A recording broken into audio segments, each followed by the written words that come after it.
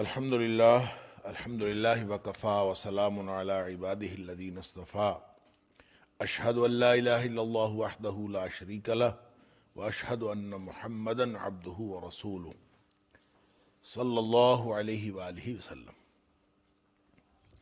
اللہم صلی علی محمد وعلی آل محمد کما صلیت علی ابراہیم وعلی آل ابراہیم انک حمید مجید۔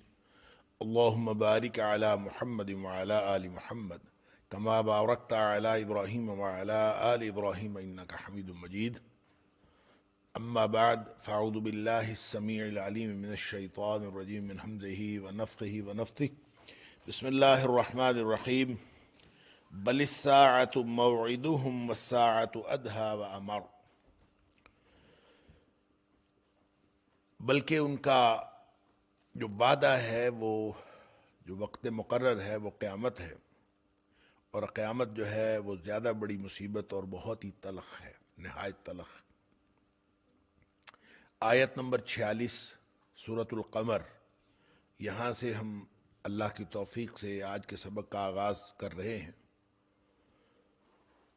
اور جہاں تک سورۃ القمر کا تعلق ہے، یہ بات میں پہلے عرض کر چکا کہ اس کا جو مرکزی مضمون ہے وہ ایک طرح کا انذار ہے، ڈراوا ہے، دھمکی ہے، تنبیہ ہے، اور خاص طور پہ اس میں پھر 5 اقوام کی ہلاکت کا تذکرہ فرما کے اللہ کریم نے ایک عبرت دلائی ہے مشرکین مکہ کو، جو معاندین نبوت تھے، جو نبی پاک صلی اللہ علیہ وسلم کے دشمن تھے، ان کو یہ عبرت دلائی گئی ہے، ان کو انذار کیا گیا ہے کہ تم تکذیب سے بچو، اللہ کی تکذیب سے، اللہ کی قرآن کی تکذیب سے، نبی پاک صلی اللہ علیہ وسلم کی تکذیب سے بچ جاؤ، وگرنہ پھر تمہیں بھی ہلاک کر دیا جائے گا۔ اور یہ جو آیت ہے جس سے ہم آج آغاز کر رہے ہیں، اس سے متصل پہلے جو 2 آیات ہیں وہ بہت ہی اس اعتبار سے اہم ہیں، اس مضمون کے اعتبار سے، کہ اس سے پیچھے تو اللہ کریم نے جو مختلف اقوام کا تذکرہ کیا کہ جو ہلاکت کا شکار ہوئیں، تو یہاں فرمایا ام یقولون نحن جمیع منتصر۔ ایک بات تو یہ فرمائی کہ کیا تمہارے کافر ان کافروں سے مختلف ہیں؟ اکفارکم خیر من اولئکم، کیا تمہارے کافر جو ہیں وہ ان کافروں سے زیادہ بہتر ہیں کسی اعتبار سے کہ تمہارے اوپر عذاب نہیں آنا چاہیے؟ یا پھر فرمایا ام لکم براۃ فی الزبر، یا پھر کوئی ایسا صحیفہ آ گیا ہے، کوئی ایسی کتاب آ گئی ہے جس میں تمہارے لیے برات لکھ دی گئی ہے کہ تمہیں کچھ نہیں ہونا، یعنی کوئی گارنٹی، کوئی سرٹیفکیٹ تم نے لے لیا ہے؟ ایسا بھی کچھ نہیں ہے، تو پھر تیار رہو، ہوگا کیا؟ اللہ اکبر۔ ام یقولون نحن جمیع منتصر، یا پھر وہ کہتے ہیں کہ ہم تو ایک جتھا ہیں، ہم تو ایک بہت مضبوط جماعت ہیں جس کی جو ہے وہ بدلہ لینے والی ایک مضبوط جماعت ہیں۔ اللہ تعالیٰ فرماتا ہے سَيُهْزَمُ الْجَمْعُ وَيُوَلُّونَ الدُّبُرَ، ان قریب یہ جماعت جو ہے، یہ جو الائیڈ فورسز ہیں، یہ ساری کی ساری تباہ و برباد ہو جائیں گی، شکست کھا جائیں گی، وَيُوَلُّونَ الدُّبُرَ، اور پیٹھ پھیر کے بھاگ جائیں گی۔ یہی وہ 2 آیات ہیں جو نبی پاک صلی اللہ علیہ وسلم، حضرت ابن عباس رضی اللہ تعالیٰ عنہ کے مطابق، جب نبی پاک صلی اللہ علیہ وسلم بدر کے موقع پر، غزوہ بدر کے موقع پر دعا فرما رہے تھے، تو دعا فرمانے کے بعد جب آپ نیچے اترے، یعنی ایک بلند جگہ پہ جس کو عریش، آج کل بھی وہاں پہ مسجد بنی ہوئی ہے جس کو مسجد عریش بھی کہتے ہیں، وہاں پہ نبی پاک صلی اللہ علیہ وسلم کا ایک یعنی ایک بلند سی جگہ تھی جس پر آپ چڑھ کے دعا فرما رہے تھے، اور پھر بالآخر دعا فرمانے کے بعد جب آپ نیچے تشریف لائے تو یہ والی آیات آپ کے زبان اقدس پہ تھیں کہ ام یقولون نحن جمیع منتصر سیہزم الجمع ویولون الدبر، یہ ان قریب یہ جو شکست کھا جائیں گے ساری فوجیں، اور یہ پیٹھ پھیر کے بھاگ جائیں گے۔ پھر وہی ہوا، اللہ کریم نے بدر کے موقع پر یہ کچھ دکھا دیا۔ تو یہ جو پیغام ہے قرآن کا، یہ کسی ایک موقع کے لیے، یہ صرف غزوہ بدر کے لیے نہیں ہے، یہ زندہ پیغام ہے اور ہمیشہ کے لیے ہے۔ جو بھی نبی پاک صلی اللہ علیہ وسلم کے پیروکار ہوں گے، نبی کریم صلی اللہ علیہ وسلم کے طریقے پر چلنے والے ہوں گے، ان کو اللہ تعالیٰ یہ ہمیشہ یہ استحقاق عطا فرمائے گا کہ ان کے مقابلے میں آنے والی ساری فوجیں چاہے جتنی مرضی بڑی ہوں، کیل کانٹے سے لیس ہوں، وہ ساری کی ساری شکست کھائیں گی اور وہ پیٹھ پھیر کے بھاگ جائیں گی۔ اب اللہ تعالیٰ فرماتا ہے بل الساعۃ موعدہم، ان کا جو اصل وقت مقرر ہے وہ یہ والی دنیا والی شکست نہیں ہے، یعنی دنیا میں شکست تو ہونی ہی ہونی ہے، اور دنیا میں شکست ہو یا نہ ہو، یعنی یہ تھوڑی سی بات ہے، یہ دنیا کی شکست کی جو ہزیمت ہے یہ کم بات ہے، اصل وعدہ ان کا وہ قیامت والا ہے۔ بل الساعۃ موعدہم، ان کا موعد جو ہے، موعد کہتے ہیں وقت مقرر کو، ان کا جو وقت مقرر ہے وہ قیامت ہے۔ دنیا میں اگر شکست کی ہزیمت یا پھر شکست کی جو ذلت ہے وہ ان کو اٹھانی پڑی، اور اس کی وجہ سے مختلف انسان جو ہے وہ اپنے مختلف قسم کی کیفیات فیس کرتا ہے، وہ تھوڑی ہیں۔ بل الساعۃ موعدہم، اصل جو ہے وہ قیامت والے دن ہے۔ اور والساعۃ ادہیٰ وامر، اللہ اکبر، شکست دنیا کی بھی بڑی تلخ ہوتی ہے اور شکست دنیا کی بھی بڑی مصیبت ہوتی ہے، لیکن جو اصل مصیبت ہوگی وہ قیامت والے دن ہوگی کفار کے لیے۔ اللہ اکبر۔ والساعۃ، یہ ادہا جو ہے اصل میں داہیتن سے، داہیہ کہتے ہیں بڑی مصیبت کو، بڑی مصیبت کو داہیہ کہتے ہیں، اور پھر اس سے افعال التفضیل ادہا، ادہا کا معنی ہے بہت بڑی مصیبت، نہایت بڑی مصیبت، یعنی اصل جو بڑی مصیبت ہے وہ تو قیامت ہے۔ اللہ اکبر۔ وامر، یہ جو امر ہے، مرہ یمر کا معنی گزرنا بھی ہوتا ہے، اور المر کا مطلب کڑوی اور تلخ چیز ہوتی ہے۔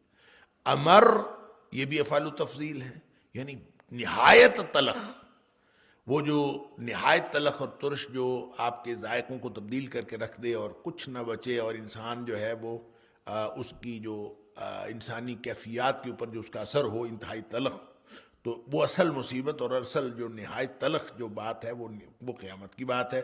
اس دن مجرموں کے حالات جو ہیں وہ بہت ہی خطرناک ہوں گے۔ دیکھیں، قیامت والے دن قیامت تلخ ہے، قیامت کو بہت بڑی مصیبت ہے، یہ ساری باتیں قیامت کے بارے میں جتنی بھی کہی گئی ہیں قرآن میں یہاں یا دوسرے مقامات پر، یہ ساری کی ساری کفار کے لیے ہیں، یہ اہل ایمان کے لیے نہیں ہے۔ اہل ایمان کے لیے وہ چاہے 50,000 سال کا دن ہوگا وہ بھی بڑا آسان ہو جائے گا، چاہے اس دور کی اس دن کی جو مصیبتیں ہوں گی وہ بھی بڑی آسان ہو جائیں گی، اور ہر لمحہ یعنی موت سے لے کر پھر برزخ، قبر، پھر حشر، پھر پل صراط، جہنم، یہ پھر سارا گزرتے ہوئے جب جنت تک جو فاصلہ ہے، یہ اہل ایمان کے لیے انتہائی آسان ہوگا۔ اور اس کے دلائل جو ہیں وہ مختلف جگہوں سے ملتے ہیں۔ میں ہمیشہ بات عرض کرتا رہتا ہوں، یہ ذہن میں رکھنا چاہیے، جب بھی خوفناکی، ہولناکی کی بات ہوتی ہے تو یہ صرف کفار کے لیے ہے، انشاءاللہ اہل ایمان کے لیے نہیں ہے۔ جیسا کہ سورہ عبس کے اندر اللہ کریم نے فرمایا کہ اس دن جو ہے وہ وجوہ یومئذ مسفرہ، یعنی حالات تو یہ ہوں گے، یوم یفر المرء من اخیہ وامہ وبنیہ وصاحبتہ وبنیہ لکل امرئ منہم شأن یغنیہ وجوہ یومئذ مسفرہ، یعنی اس دن حالات تو یہ ہوں گے کہ کوئی کسی کا نہیں بنے گا، نہ باپ بیٹے کا، نہ بیٹا باپ کا، حالات اس قدر خطرناک ہوں، ہر ایک کو نفسا نفسی پڑی ہوئی ہو، لیکن وجوہ یومئذ مسفرہ، کچھ چہرے اس دن چمک رہے ہوں گے، اور صرف چمک نہیں رہے ہوں گے، ضاحکۃ مستبشرہ، وہ ہنس رہے ہوں گے اور خوش ہوں گے۔ اللہ اکبر۔ یہ جو خوشی ہے کس بات کی ہے، اور یہ ہنسنا کس بات کا ہے؟ ہولناکیوں کو دیکھ کر؟ نہیں، قیامت کی ہولناکیاں اہل ایمان کے لیے ہے ہی نہیں، ان کے لیے آسانی ہے انشاءاللہ۔ اور وہ جیسے نبی کریم صلی اللہ علیہ وسلم نے فرمایا کہ جو شخص ہر فرض نماز کے بعد آیت الکرسی پڑھتا ہے کسی دوسرے سے گفتگو کرنے سے پہلے، یعنی جو ہی اس نے فرض نماز پڑھی اور اس کے بعد وہ آیت الکرسی پڑھتا ہے تو اس کے اور جنت کے درمیان صرف موت کا فاصلہ رہ جاتا ہے، گویا یہاں سے آنکھیں بند ہوں گی، ڈائریکٹ جنت میں چلا جائے گا، باقی اس کے سارے معاملات جنتی ماحول میں ہوں گے۔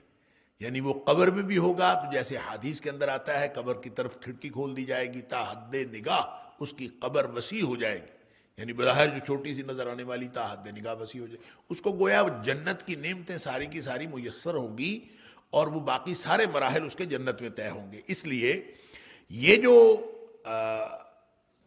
انذار کیا جا رہا ہے بل الساعۃ موعدہم والساعۃ ادھیٰ وامر، اصل جو معاملہ ہے، جو وقت مقرر ہے، وہ قیامت کا ہے، اور دنیا کی شکست بھی کڑوی ہے، دنیا کی شکست بھی بڑی تلخ ہے، اور اس کی بھی بڑی مصیبتیں ہیں، لیکن اصل جو وہ وقت مقرر ہے وہ قیامت ہے۔ قیامت بہت بڑی مصیبت ہے۔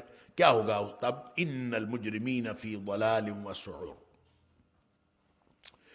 جو مجرم ہے نا، اب یہ جو فقرہ ہے، خاص طور پہ یہ والا آیت نمبر 47 والا، یہ لگتا یوں ہے کہ ان المجرمین، بے شک جو مجرم ہے، فی ضلال، یہ گمراہی میں ہے، وسعور، اور وہ ایسی دیوانگی میں ہے جو ان کو جلنے والے عذاب کی طرف لے کے جا رہی۔ سعور اصل میں سعیر سے ہے، اور عذاب السعیر کی اصطلاح آپ نے قرآن میں بار بار سنی ہے، وہ عذاب جو جلانے والا، دہکانے والا عذاب ہے، اللہ تعالیٰ معاف فرمائے۔ تو سعور سے مراد وہ کیفیت ہے، اللہ اکبر، کہ آدمی کو پتہ ہو کہ میرے سامنے عذاب ہے، اور وہ عذاب سے بے نیاز ہو کے پھرتا رہے۔ اس لیے مفسرین نے اس کا معنی، اس کا ترجمہ دیوانگی کیا۔ ضلال جو ہے اس کا معنی ہوتا ہے جس کی راہ گم ہو جائے، یعنی ہم اردو میں ترجمہ کرتے ہیں گمراہ۔ گمراہ وہ ہوتا ہے جس کی راہ گم ہو جائے، جو اپنی راستے سے ہٹ جائے۔ تو ان المجرمین فی ضلال وسعور، یہ گمراہی میں ہیں، یعنی راستے سے ہٹے ہوئے ہیں، وسعور، اور ایسی دیوانگی میں ہیں جو ان کو عذاب سعیر سے بے نیاز کرتی ہے، اس طرح کی دیوانگی میں ہے۔ تو گویا ضلال اور سعور کی جو کیفیت ہے، یہ کیفیت وہ ہے جو یہاں دنیا میں کفار لے کے پھرتے ہیں، یعنی کفار کی جو دنیا، مجرموں کی جو دنیا میں حالت ہے، وہ یہ ہے کہ فی ضلال و سعور، یہ دیوانگی میں اور گمراہی میں۔ اور اس کی وجہ یہ ہے کہ اس کو ہم قیامت والے دن پر اس لیے منطبق نہیں کر سکتے، اور یہ نہیں کہہ سکتے کہ یہ قیامت والے دن ایسا ہو رہا ہوگا۔ ایک تو اس لیے بھی کہ ضلال، گمراہی، قیامت والے دن کیا گمراہی ہوگی؟ گمراہی تو ساری دنیا میں ہے، وہاں تو سیدھا رستہ ہے، جنت والوں کا بھی سیدھا رستہ ہے، جہنم والوں کا بھی سیدھا رستہ ہے، اللہ تعالیٰ معاف فرمائے۔ جو جہنم میں گئے وہ ان کے لیے ایک راستہ کلیئر ہو جاتا ہے، اور جو جنت میں گئے ان کے لیے راستہ، گمراہی تو دنیا میں، دیوانگی تو دنیا میں۔ ایک تو اس لیے بھی کہ یہ فقرہ جو ہے وہ دنیا کی حالت کے لیے ہے۔ دوسرا، جو اگلی آیت کے شروع میں یوما ہے، وہ اس کو پن پوائنٹ کر دیتا ہے کہ یہ جو پچھلی آیت ہے یہ مجرموں کی دنیاوی کیفیت کی بات ہے، اور یوم یسحبون فی النار علی وجوہہم ذوقوا مس سقر، یہ جو یوم ہے کہ اس دن، تو اس کا مطلب ہے یہ پہلی والی بات اس دن کی نہیں ہے۔ اچھا، اس دن کیا ہوگا؟ یسحبون فی النار، اللہ اکبر، یہ لوگ گھسیٹے جائیں گے، یسحبون، گھسیٹے جائیں گے، فی النار، جہنم میں، یعنی گھسیٹ کر ان کو جہنم میں پھینک دیا جائے گا۔ گھسیٹا کیسے جائے گا؟ علی وجوہہم، ان کے چہروں کے بل، استغفر اللہ الذی لا الہ الا اللہ، چہروں کے بل ان کو گھسیٹا جائے گا، اور ان کو کہا جائے گا ذوقوا، چکھو، مس سقر، جو عذاب جہنم ہے، جو جلانے والا عذاب ہے، اس کو چکھو۔ یہ مس سقر یعنی عذاب کا چھونا، اس کو چکھو، کیسے چمٹتا ہے عذاب، اس کو چکھو۔ یہ قیامت والے دن کو کہا جائے۔ یہ جو یسحبون، کہ ان کو گھسیٹا جائے گا۔ اللہ تعالیٰ معاف فرمائے، پتہ نہیں کیا کیفیت ہوگی، اللہ تعالیٰ ایسی کیفیتوں سے ہم سب کو محفوظ رکھے۔ ایک تو معنی اس کا یوں لگتا ہے کہ یہ لوگ بطور سزا اور بطور عذاب ان کو گھسیٹا جائے گا، اور گھسیٹ کے ان کے چہرے نیچے رگڑ کھا رہے ہوں گے زمین پر، اور ان کو کھینچ کر جہنم کی طرف لے جایا جائے گا۔ ایک تو یہ بات ہو سکتی ہے، اور اس کا ذکر اللہ کریم نے سورہ مومن میں فرمایا، یسحبون فی الحمیم، گھسیٹے جائیں گے شدید گرم، جو دہکا دینے والا عذاب ہے، اس کی طرف۔ حمیم کہتے ہیں کہ جہنم کا ایک کمپارٹمنٹ بھی ہے، ایک حصہ بھی ہے، واللہ عالم۔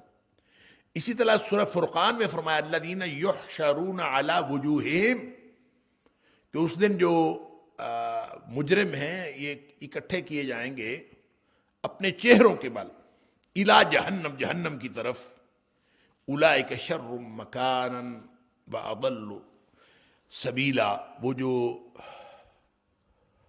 جہنم ہے وہ انتہائی یعنی بدترین جگہ ہے اور بہت برا ٹھکانہ، اور راہ سے ہٹا ہوا، یعنی جس طرف آپ جائیں گے وہ بہت ہی برا ٹھکانہ ہے۔ اعوذ باللہ من النار، نعوذ باللہ من النار۔ اچھا، یہ ایک تو اس کا معنی یہی ہے کہ اس کو جو ہے نا گھسیٹا جائے گا۔ دوسرا، ابن عباس رضی اللہ تعالیٰ عنہ سے ایک یہ بھی بات مروی ہے، بعض صحابہ نے اور مفسرین نے یہ بھی ترجمہ اس کا کیا ہے کہ جہنمیوں کو جو قیامت والے دن اور پھر جہنم میں لے جانے کا جو منظر ہوگا، اس منظر میں جہنمی اپنے پاؤں پہ چل ہی نہیں سکیں گے، بلکہ وہ چہروں کے بل چل رہے ہوں گے۔ جنتی اپنے پاؤں پہ چل رہے ہوں گے اور جہنمی اپنے چہروں کے بل چل رہے ہوں گے۔ اللہ اکبر! تو چہروں کے بل گھسیٹ کے اسی طرح ان کو گھسیٹ کے جہنم میں پھینکا جائے گا، اسی طرح وہ اکٹھے کیے جائیں گے، اسی طرح وہ لائے جائیں گے۔ گویا یہ بالکل فرق ہوگا کہ جو مجرمین ہیں وہ چہرے کے بل ہوں گے اور جو جنتی ہیں مومنین یہ سارے اپنے قدموں کے بل ہوں گے۔ تو دور سے پتہ چل جائے گا کون جہنمی جا رہا ہے کون جنتی جا رہا ہے۔ اور اس کے بارے میں پھر جب مفسرین نے یہ بات اس پر بحث کی کہ کیسے وہ ہو سکتا ہے، تو پھر اس کا انہوں نے نتیجہ یہ نکالا کہ یہ ممکن اس لیے ہے کہ چونکہ اللہ تعالیٰ نے جگہ جگہ علی وجوہہم کہا ہے، جہنم کی طرح اکٹھا کیا جائے گا علی وجوہہم، ان کے چہروں کے بل، تو یہ بالکل ممکن ہے کہ جس اللہ نے قدموں پہ چلنا سکھایا ہے وہی اللہ جہنمیوں کو چہرے کے بل چلا دے۔ تو چہرے کے بل کیسے چلائے گا واللہ عالم، لیکن چہرے کے بل چلنا یا چہرے کے بل گھسیٹ کے پھینکنا، یہ دونوں باتیں اس سے مراد ہو سکتی ہیں، واللہ عالم، اللہ تعالیٰ معاف فرمائے۔ اِنَّا كُلَّ شَيْءٍ خَلَقْنَاهُ بِقَدَرٍ، اللہ اکبر! بے شک ہم نے ہر چیز کو پیدا کیا ہے ایک اندازے کے مطابق۔ اللہ اکبر! اندازہ اب اللہ کا اندازہ ہے نا، بے شک ہم نے ہر چیز کو ایک اندازے کے مطابق بنایا ہے۔ گویا اللہ نے اندازے کے مطابق بنایا ہے کہ اس کی عمر اتنی ہوگی، اللہ نے اندازے کے مطابق کہا کہ یہ اتنی دیر دنیا میں زندہ رہے گا، اتنی دیر یہ کام کرے گا، یہ شقی ہوگا، یہ سعید ہوگا، یا پھر یہ جنت میں جائے گا، یہ جہنم میں جائے گی، سارے اللہ کے اندازے۔ اللہ کا اندازہ آپ ایسے اس کو سمجھ لیں کہ ڈاکٹر کے پاس مریض جاتا ہے نا، تو ڈاکٹر ایک مریض کے بارے میں اندازہ دیتا ہے، وہ کہتا ہے اس کو بڑی مہلک بیماری ہے، یہ 4-5 ہفتے سے زیادہ زندہ کوئی نہیں رہنا اس نے۔ کسی کو کہتا ہے کہ یہ بالکل ٹھیک ہو جائے گا، کوئی مسئلہ نہیں ہے، میں اس کو دوائی دیتا ہوں یہ ٹھیک ہو جائے گا۔ اب یہ اندازہ ہے، ٹھیک ہو جانا بھی ڈاکٹر کا اندازہ ہے اور فوت ہو جانا بھی ڈاکٹر کا اندازہ ہے۔ کبھی اس کا اندازہ ٹھیک نکلتا ہے، کبھی اس کا غلط نکلتا ہے۔ بعین ہی استاد اپنے شاگرد کے بارے میں اندازہ کرتا ہے کہ یہ شاگرد فرسٹ ڈویژن لے گا، بہت اچھے نمبر لے گا، CGP 4 ہوگا اس کا، اور اندازہ کرتا ہے۔ دوسرے کے بارے میں اندازہ کرتا ہے نہیں یہ فیل ہو جائے گا۔ اب کبھی اس کا اندازہ ٹھیک نکلتا ہے، کبھی غلط نکلتا ہے۔ اب اگر اس کا اندازہ ٹھیک بھی نکلے تو اگر وہ پاس ہو گیا ہے، استاد نے کہا تھا یہ CGP 4 لے گا اور اس کا CGP 4 آ گیا ہے، تو اس کا یہ ہرگز مطلب نہیں ہے کہ وہ استاد کے اندازے کی وجہ سے اس نے CGP 4 لیا تو اس نے اپنی محنت سے ہے۔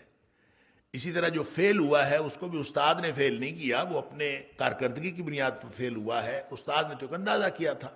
اسی طرح ڈاکٹر نے اس کو فوت نہیں کیا، جو فوت ہو گیا 5-4 ہفتے کے بعد، جو ڈاکٹر نے کہا تھا ایک اندازہ لگایا تھا، اسی طرح اندازہ تو اللہ نے پوری کائنات ایک اندازے کے مطابق بنائی ہے۔ یہ اندازہ انسانوں کا اندازہ نہیں ہے، یہ اللہ کا اندازہ ہے، اور جو اللہ کا اندازہ ہے اس کے اندر قطعاً کبھی ذرہ بھر بھی فرق نہیں آ سکتا، وہ مکمل ہے ہر اعتبار سے۔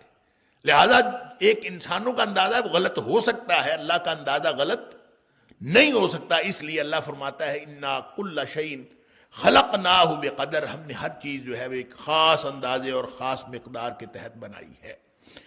اس کو آپ یہ بھی کہہ سکتے ہیں کہ کل شین خلقناہ بمقدار، کہ ہم نے ہر چیز جو ہے ایک خاص اندازے کے مطابق یا ایک خاص مقدار کے مطابق، ہر چیز کو ایک موزون مقدار اندازے کے مطابق اللہ تعالیٰ نے بنایا۔ ایک تو معنی اس کا یہ ہے، اور اندازہ بھی اس کا اگر معنی ہو تو اندازہ جو ہے وہ اللہ کا اندازہ وہ ہر اعتبار سے مکمل ہے، اور اسی اندازے کے مطابق یہ کائنات رہے گی۔ کتنا عرصہ رہنی ہے اللہ کو معلوم ہے، کب قیامت آنی ہے یہ اللہ کو معلوم ہے، ہر چیز کا ایک وقت مقرر ہے اور وہ اللہ تعالیٰ نے اپنے اندازے سے مقرر کر رکھا ہے، اور اس کی تخلیق ہوئی ہی اس اندازے کے اوپر ہے۔ دوسرا معنی اس کا تقدیر، جو ہم مسئلہ تقدیر جس کو کہتے ہیں، اور اس کا اوریجن اصل میں وہ حدیث ہے نبی پاک صلی اللہ علیہ وسلم کی، جس میں نبی پاک صلی اللہ علیہ وسلم نے ایمان کی تفصیل بتائی، اور آپ نے فرمایا کہ جو ایمان رکھنا ہے ان تؤمن باللہ وملائکتہ وکتبہ ورسلہ والیوم الآخر والقدر خیرہ وشرہ، یہ 6 چیزیں جو ہیں ان کے اوپر ایمان لانے سے آدمی مومن ہوتا ہے۔ تو ایمان ایک مرکب چیز ہے، اس کے اندر توحید بھی ہونی چاہیے، اللہ کو بھی مانتا ہو، وہ آخرت کو بھی مانتا ہو، فرشتوں کو مانتا ہو، کتابوں کو، رسولوں کو، اور تقدیر کو بھی مانتا ہو۔ اور تقدیر کیا ہے؟ اچھی اور بری اللہ کے ہاتھ میں، والقدر خیرہ وشرہ، اور بعض احادیث میں یہ بھی آیا ہے کہ والقدر خیرہ وشرہ من اللہ تعالی، یہ ایمان رکھنا کہ اچھی اور بری تقدیر اللہ ہی کی طرف سے ہے، یہ ایمان رکھنا، یہ ایمان میں شامل ہے۔ اب وہ جو تقدیر اللہ کی طرف سے ہے اچھی اور بری، یہ ہمارے عمل کو اصل میں ہمیں جو کنفیوژن پیدا ہوتا ہے، اور یہ تقدیر کا مسئلہ ایک ناقابل فہم بن جاتا ہے، وہ اس لیے بنتا ہے کہ انسان یہ سمجھنا شروع کر دیتا ہے کہ تقدیر شاید میرے عمل کو محدود کر رہی۔ تقدیر انسان کے عمل کو محدود ہرگز نہیں کر رہی، یہ انسان کو ذہن میں رکھنا چاہیے۔ ہر چیز تقدیر میں لکھی ہے، جو چیز اس کے عمل کو محدود کرتی ہے اس کی وجہ سے، یعنی محدود کرنے کا مطلب یہ ہے کہ اگر کوئی شخص مجبور ہے تقدیر کی وجہ سے، اگر کوئی شخص مجبور ہے، آزادی نہیں دی گئی اس کو، تو اس کو بے فکر رہنا چاہیے کہ جس چیز میں اس کو آزادی نہیں ہے عمل کی، اس میں اس کا امتحان نہیں۔ امتحان صرف ان باتوں میں ہے جس میں اس کو تھوڑا سا اختیار دیا گیا ہے، آپشن دیا گیا ہے تو امتحان ہے، جہاں آپشن نہیں ہے وہاں امتحان نہیں ہے۔ مثلا نبی کریم صلی اللہ علیہ وسلم نے فرمایا کہ اللہ تعالیٰ نے کتب اللہ مقادیر الخلائق، اللہ نے ساری مخلوقات کی تقدیریں لکھوا دی۔ کب؟ قبل ان یخلق السماوات والارض ب50,000 سنہ، 50,000 سال پہلے، یعنی کائنات ابھی نہیں پیدا ہوئی تھی، کائنات پیدا ہونے سے 50,000 پہلے اللہ نے سب کی تقدیریں لکھوا دی۔ تقدیر تو لکھی گئی ہے، اب جو لکھی گئی ہے اب کیا کریں؟ آدمی اس کہے کہ میری تقدیر میں اگر جہنم میں جانا لکھا ہے تو میں جتنی مرضی محنت کروں میں جنت میں نہیں جا سکتا، یہ غلط ہے۔ انسان کے عمل سے انسان کو جتنا اختیار دیا گیا ہے، اگر اختیار نہیں دیا گیا تو پھر، یعنی اختیار نہ دیے، یوں سمجھ لیجئے کہ جو تقدیر لکھی گئی ہے اس میں 2 طرح کی چیزیں ہیں، ایک ہے تکوینی اور ایک ہے تشریعی۔ تکوینی وہ ہیں جس کے اندر انسان کو اختیار نہیں ہے۔ مثلا نبی پاک صلی اللہ علیہ وسلم نے فرمایا، ایک حدیث کے اندر آتا ہے، مسلم شریف کی حدیث ہے، نبی کریم صلی اللہ علیہ وسلم نے فرمایا کہ اللہ تعالیٰ نے انسان کی تقدیر میں لکھا، حتیٰ یہاں تک کہ کل شیء بقدر، ہر چیز لکھی ہوئی ہے تقدیر میں ہے، حتی العجز والکیس، یہ مسلم شریف کی حدیث ہے، ذرا سمجھیے اس بات، یہاں تک کہ انسان کی بے بسی، عاجزی اور عقل مندی، عاجزی اور عقل مندی یہ بھی تقدیر میں لکھی ہوئی ہے۔ اب آپ یہ بتائیں کہ ایک شخص جو ہے وہ عقل مند ہے، دوسرا کوئی بیوقوف ہے، اس کو سمجھ نہیں آتی، ایک آدمی جو ہے وہ با اختیار ہے، اس کے پاس اقتدار ہے، اس کے پاس مال ہے، اس کے پاس دنیا کے ہر اختیار ہے، دوسرے کے پاس اختیار نہیں ہے۔ اب یہ باتیں کیا ہیں؟ ایک آدمی خاص ماں باپ کے گھر پیدا ہوا ہے، کافروں کے گھر پیدا ہو گیا ہے، ایک مسلمانوں کے گھر پیدا ہو، یہ وہ ساری چیزیں ہیں جو ہیں تقدیر میں، لیکن یہ تکوینی باتیں ہیں، ان کے ساتھ انسان کے اختیار کا کوئی تعلق نہیں ہے۔ لہٰذا ان تکوینی باتوں کی وجہ سے انسان کے امتحان کا بھی کوئی تعلق نہیں. اس وجہ سے انسان سے سوال نہیں پوچھا جائے گا کہ تو مرد کیوں بنا تھا یا عورت کیوں بنی تھی، یہ تو اللہ نے بنایا ہے یہ بھی تقدیر. اور یہ نہیں پوچھا جائے گا تو خاص والدین کے گھر کیوں پیدا ہوا تھا، فلاں کے والدین کے گھر کیوں نہیں پیدا ہوا، اس لیے کہ یہ تقدیر ہے تقدیر، لیکن سوال نہیں پوچھا جائے گا. علی ھذا القیاس کوئی اگر بیوقوف پیدا ہوا ہے، اللہ نے اس کو عقل ہی اتنی دی ہے، تو وہ یہ بھی اس کو قیامت والے دن پوچھا نہیں جائے گا، حالانکہ یہ تقدیر ہے. لہذا یہ تقدیر کی وہ تکوینی جو پہلو ہے اس کا، وہ تو انسان کے امتحان میں داخل ہی نہیں. جو تشریعی پہلو ہے، جس کے لیے اللہ کے رسول صلی اللہ علیہ وسلم کو علم دیا گیا، آپ نے اس علم کے ذریعے سے ہمیں سب کچھ سمجھایا، یہ کرو یہ نہ کرو، یہ کرو یہ نہ کرو. اس میں دو راستے ہیں، انا ہدیناہ السبیل اما شاکرا و اما کفورا. چاہے سیدھے راستے پہ چلے چلو، چاہے دوسرے الٹے راستے پہ چلے جاؤ. فمن شاء فلیؤمن ومن شاء فلیکفر. یہ تقدیر، اس تقدیر میں دو راستے بتائے ہوئے. جیسے اقبال کہتا ہے تقدیر جو ہے یہ کئی راستے ہیں، تقدیریں کئی ہیں. یعنی اس کو اگر دور جدید میں انٹرپریٹ کرنا ہو تو ایسے سمجھ لے کہ جیسے یہ جو واٹر پارک کی سلائیڈیں ہوتی ہیں، تو سلائیڈ آپ نے اختیار کرنی ہے خود، وہاں سے آپ نے خود چوز کرنی ہے کہ میں نے کس سلائیڈ پہ جانا ہے. لیکن جب ایک دفعہ سلائیڈ آپ نے چوز کر لی تو جس گڑھے میں گرنا ہے وہ آپ کا اختیار نہیں ہے. آپ کا اختیار صرف اس سلائیڈ کو چوز کرنا ہے. اس کے بعد جب گرنا ہے تو آپ نے اسی گڑھے میں جا گرنا جہاں وہ سلائیڈ گرا رہی. لہذا راستے کا انتخاب آپ کے ہاتھ میں. آپ راستے کا انتخاب کرتے ہیں، میں اس راستے پہ جاؤں گا، یہ اس راستے پہ جاؤں گا، اس راستے پہ جاؤں گا. جب اس کا انتخاب کر لیتے ہیں تو اس کے اور پھر اس کے نتیجے کے درمیان لزوم کا تعلق ہے، پھر لازماً آپ جو ہے وہاں جا کے گریں گے. یہ اقبال کا خیال ہے. لیکن بہرحال میں جو عرض کر رہا ہوں وہ یہ ہے کہ اگر اس تقدیر کو وہ مقادیر الخلائق کہا جائے جو اللہ نے 50,000 سال پہلے تقدیریں لکھ دی تھیں، تو وہ تقدیریں بھی تکوینی اور تشریعی تمام امور پر مشتمل ہیں. لہذا اس کے بارے میں پریشان نہیں ہونا چاہیے. تقدیر ہمارے معاملات کو محدود نہیں کرتی. تقدیر اللہ کا علم ہے. کسی کو کیا پتا اللہ نے کیا لکھا ہے؟ ہمیں کوئی پتا ہے؟ ہم تقدیر کا بہانہ تو تب بنائیں ہمیں پتا ہو تقدیر میں یہ لکھا ہے. ہمیں پتہ ہی نہیں ہے تقدیر میں کیا لکھا ہے. وہ اللہ کا علم ہے، اور اللہ کا علم یقینی علم ہے، اس کے ہٹ کے کچھ نہیں ہو سکتا. لیکن ہمیں وہ علم نہیں دیا گیا، اس لیے آپ بے فکر ہو کے اپنا عمل کریں. اپنے عمل کو آپ سمجھیں کہ عمل کے ذریعے سے، عمل سے زندگی بنتی ہے، جنت بھی جہنم بھی. یہ خاکی اپنی فطرت میں نہ نوری ہے نہ ناری ہے. جنت جہنم اس نے خود بنانا ہے. عمل کرے جنت میں چلا جائے، اور عمل نہ کرے فمن شاء فلیؤمن ومن شاء فلیکفر. جہاں تک اللہ تعالیٰ کے اس بیان کا تعلق ہے، میں پہلے بھی کئی دفعہ عرض کر چکا، وما تشاؤون الا ان یشاء اللہ. ایک طرف تو یہ ہے کہ فمن شاء فلیؤمن، جو چاہے تو مومن بن جائے اور جو چاہے تو کافر بن جائے. دوسری طرف فرمایا وما تشاؤون الا ان یشاء اللہ رب العالمین. تم چاہ بھی نہیں سکتے جب تک اللہ نہ چاہے. لوگوں نے سمجھا یہ شاید کنٹراڈکشن ہے. کوئی کنٹراڈکشن نہیں ہے، کوئی تضاد نہیں ہے اس کا آپس میں. اس لیے تضاد نہیں ہے کہ دیکھیں اللہ نے آنکھیں امتحان کے لیے دی ہیں نا، اور اسی طرح کان سماعتیں امتحان کے لیے دی ہیں نا. اللہ نے جو کچھ دیا زبان امتحان کے لیے دی ہے. اگر اللہ یہ فرمائے کہ تم بول نہیں سکتے جب تک اللہ نہ چاہے، تو گونگے نہیں پیدا ہوتے اس دنیا میں. تو ٹھیک ہے نا، اللہ نہ چاہے تو ہم نہیں بول سکتے، لیکن جو بول سکتے ہیں یہ امتحان ہے.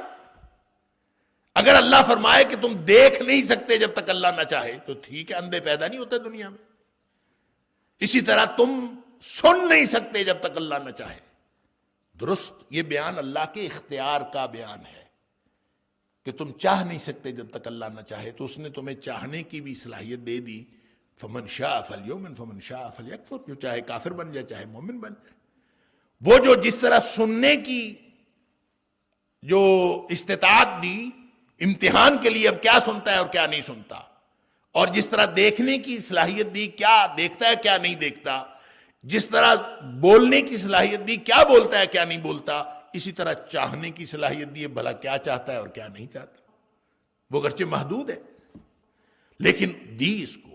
اگر نہیں دی تو امتحان نہیں ہے، آپ بالکل بے فکر ہو جائیں. اگر نہیں ہے، ہمارے پاس طاقت نہیں ہے، اختیار نہیں ہے، استطاعت سے باہر ہے، تو امتحان نہیں ہے. کیونکہ قانون اس کا یہ ہے لا یکلف اللہ نفسا الا وسعها، اللہ کسی کو ذمہ دار ٹھہراتا ہی نہیں اس کی طاقت کے بغیر. لہذا تقدیر تو اللہ نے لکھی. اللہ فرماتا ہے خلقناہ بقدر، ہم نے ہر چیز کو ایک اندازے یا تقدیر کے اوپر پیدا کیا ہے، لیکن وہ تقدیر ہمارے اعمال کو محدود نہیں کرتی. یہاں تقدیر کا بہانہ بنا کر آپ کو آگے نہیں چلنا چاہیے. ہاں اتنا فرق ضرور ہے کہ جو ماضی ہو گیا نا، آج اس لمحے سے ماضی ہے، پیچھے سب کچھ ماضی ہے. جو ماضی ہو گیا اس کے بارے میں نبی پاک صلی اللہ علیہ وسلم فرمایا کرتے تھے کہ جو اللہ نے تقدیر میں لکھا تھا اور جو چاہا کیا، قدر اللہ ما شاء فعل، اللہ نے جو تقدیر میں لکھا تھا اور جو چاہا کیا. اس کا مطلب ہے جو ہو گیا وہ گویا فکس ہو گیا، تقدیر فکس ہو گئی، اب اس کے اندر چینجنگ کا امکان نہیں ہے، ختم، ماضی ہو گیا.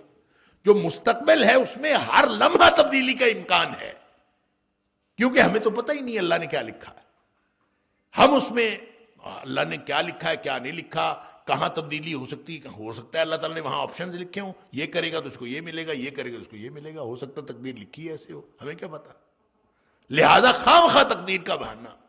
وہ اقبال نے جبریل اور ابلیس کا مکالمہ لکھا ہے نا، تو جبریل نے ابلیس سے کہا کہ تو نے اللہ کی نافرمانی کیوں کی، سجدہ کر لیتا. اس نے کہا تقدیر میں ایسے لکھا تھا. تو ایک جبریل پوچھتے ہیں ابلیس سے کہ کیا تمہیں پہلے پتا تھا تقدیر میں ایسے لکھا ہے تو نے سجدہ نہیں کیا، یا بعد میں پتا چلا کہ تقدیر میں ایسے لکھا ہے؟ اس نے کہا پتا تو بعد میں چلا. تو اس نے کہا پہلے تو اپنی مرضی کی ہے نا، اپنی مرضی کی، بعد میں پتا چلا تقدیر میں یہ لکھا تھا. لہذا تقدیر اللہ کا علم ہے، اللہ کا اندازہ ہے، ہمارا اس کے ساتھ کوئی تعلق نہیں ہے. ہم اپنا کام کریں اور سددوا وقاربوا، نبی پاک صلی اللہ علیہ وسلم نے فرمایا تم عمل کرتے جاؤ. تمہارا امتحان کیا ہے؟ قرآن کہتا ہے لیبلوکم ایکم احسن عملا. تم اپنے امتحان میں اس طرح سے کامیاب ہونے کی کوشش کرو کہ اچھے اعمال کرو، تمہارا امتحان اچھے اعمال کا ہے، تم کرو. اور باقی رہی بات تقدیر کی، جو میں نے آپشن والی بات کی ہے وہ اس لیے میں نے کی ہے کہ تقدیر تبدیل بھی ہو سکتی ہے. نبی کریم صلی اللہ علیہ وسلم نے فرمایا، ایک تو قرآن کہتا ہے وَيَمْحُ اللَّهُ مَا شَاءَ وَيُثْبِتُ، اللہ جس کو چاہتا ہے مٹا دیتا ہے، جس کو چاہتا ہے باقی رکھتا ہے. بات ختم.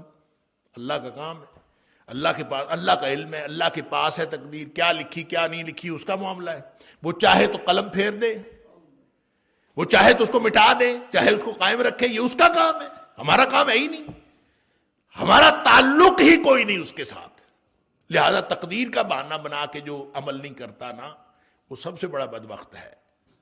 اور پھر نبی پاک صلی اللہ علیہ وسلم نے فرمایا کہ تقدیر بدل جاتی ہے، کہ لا يرد القضاء الا الدعاء، جو تقدیر کو صرف دعا بدلتی ہے، یعنی دعا کرنے سے تقدیر بدل جاتی ہے.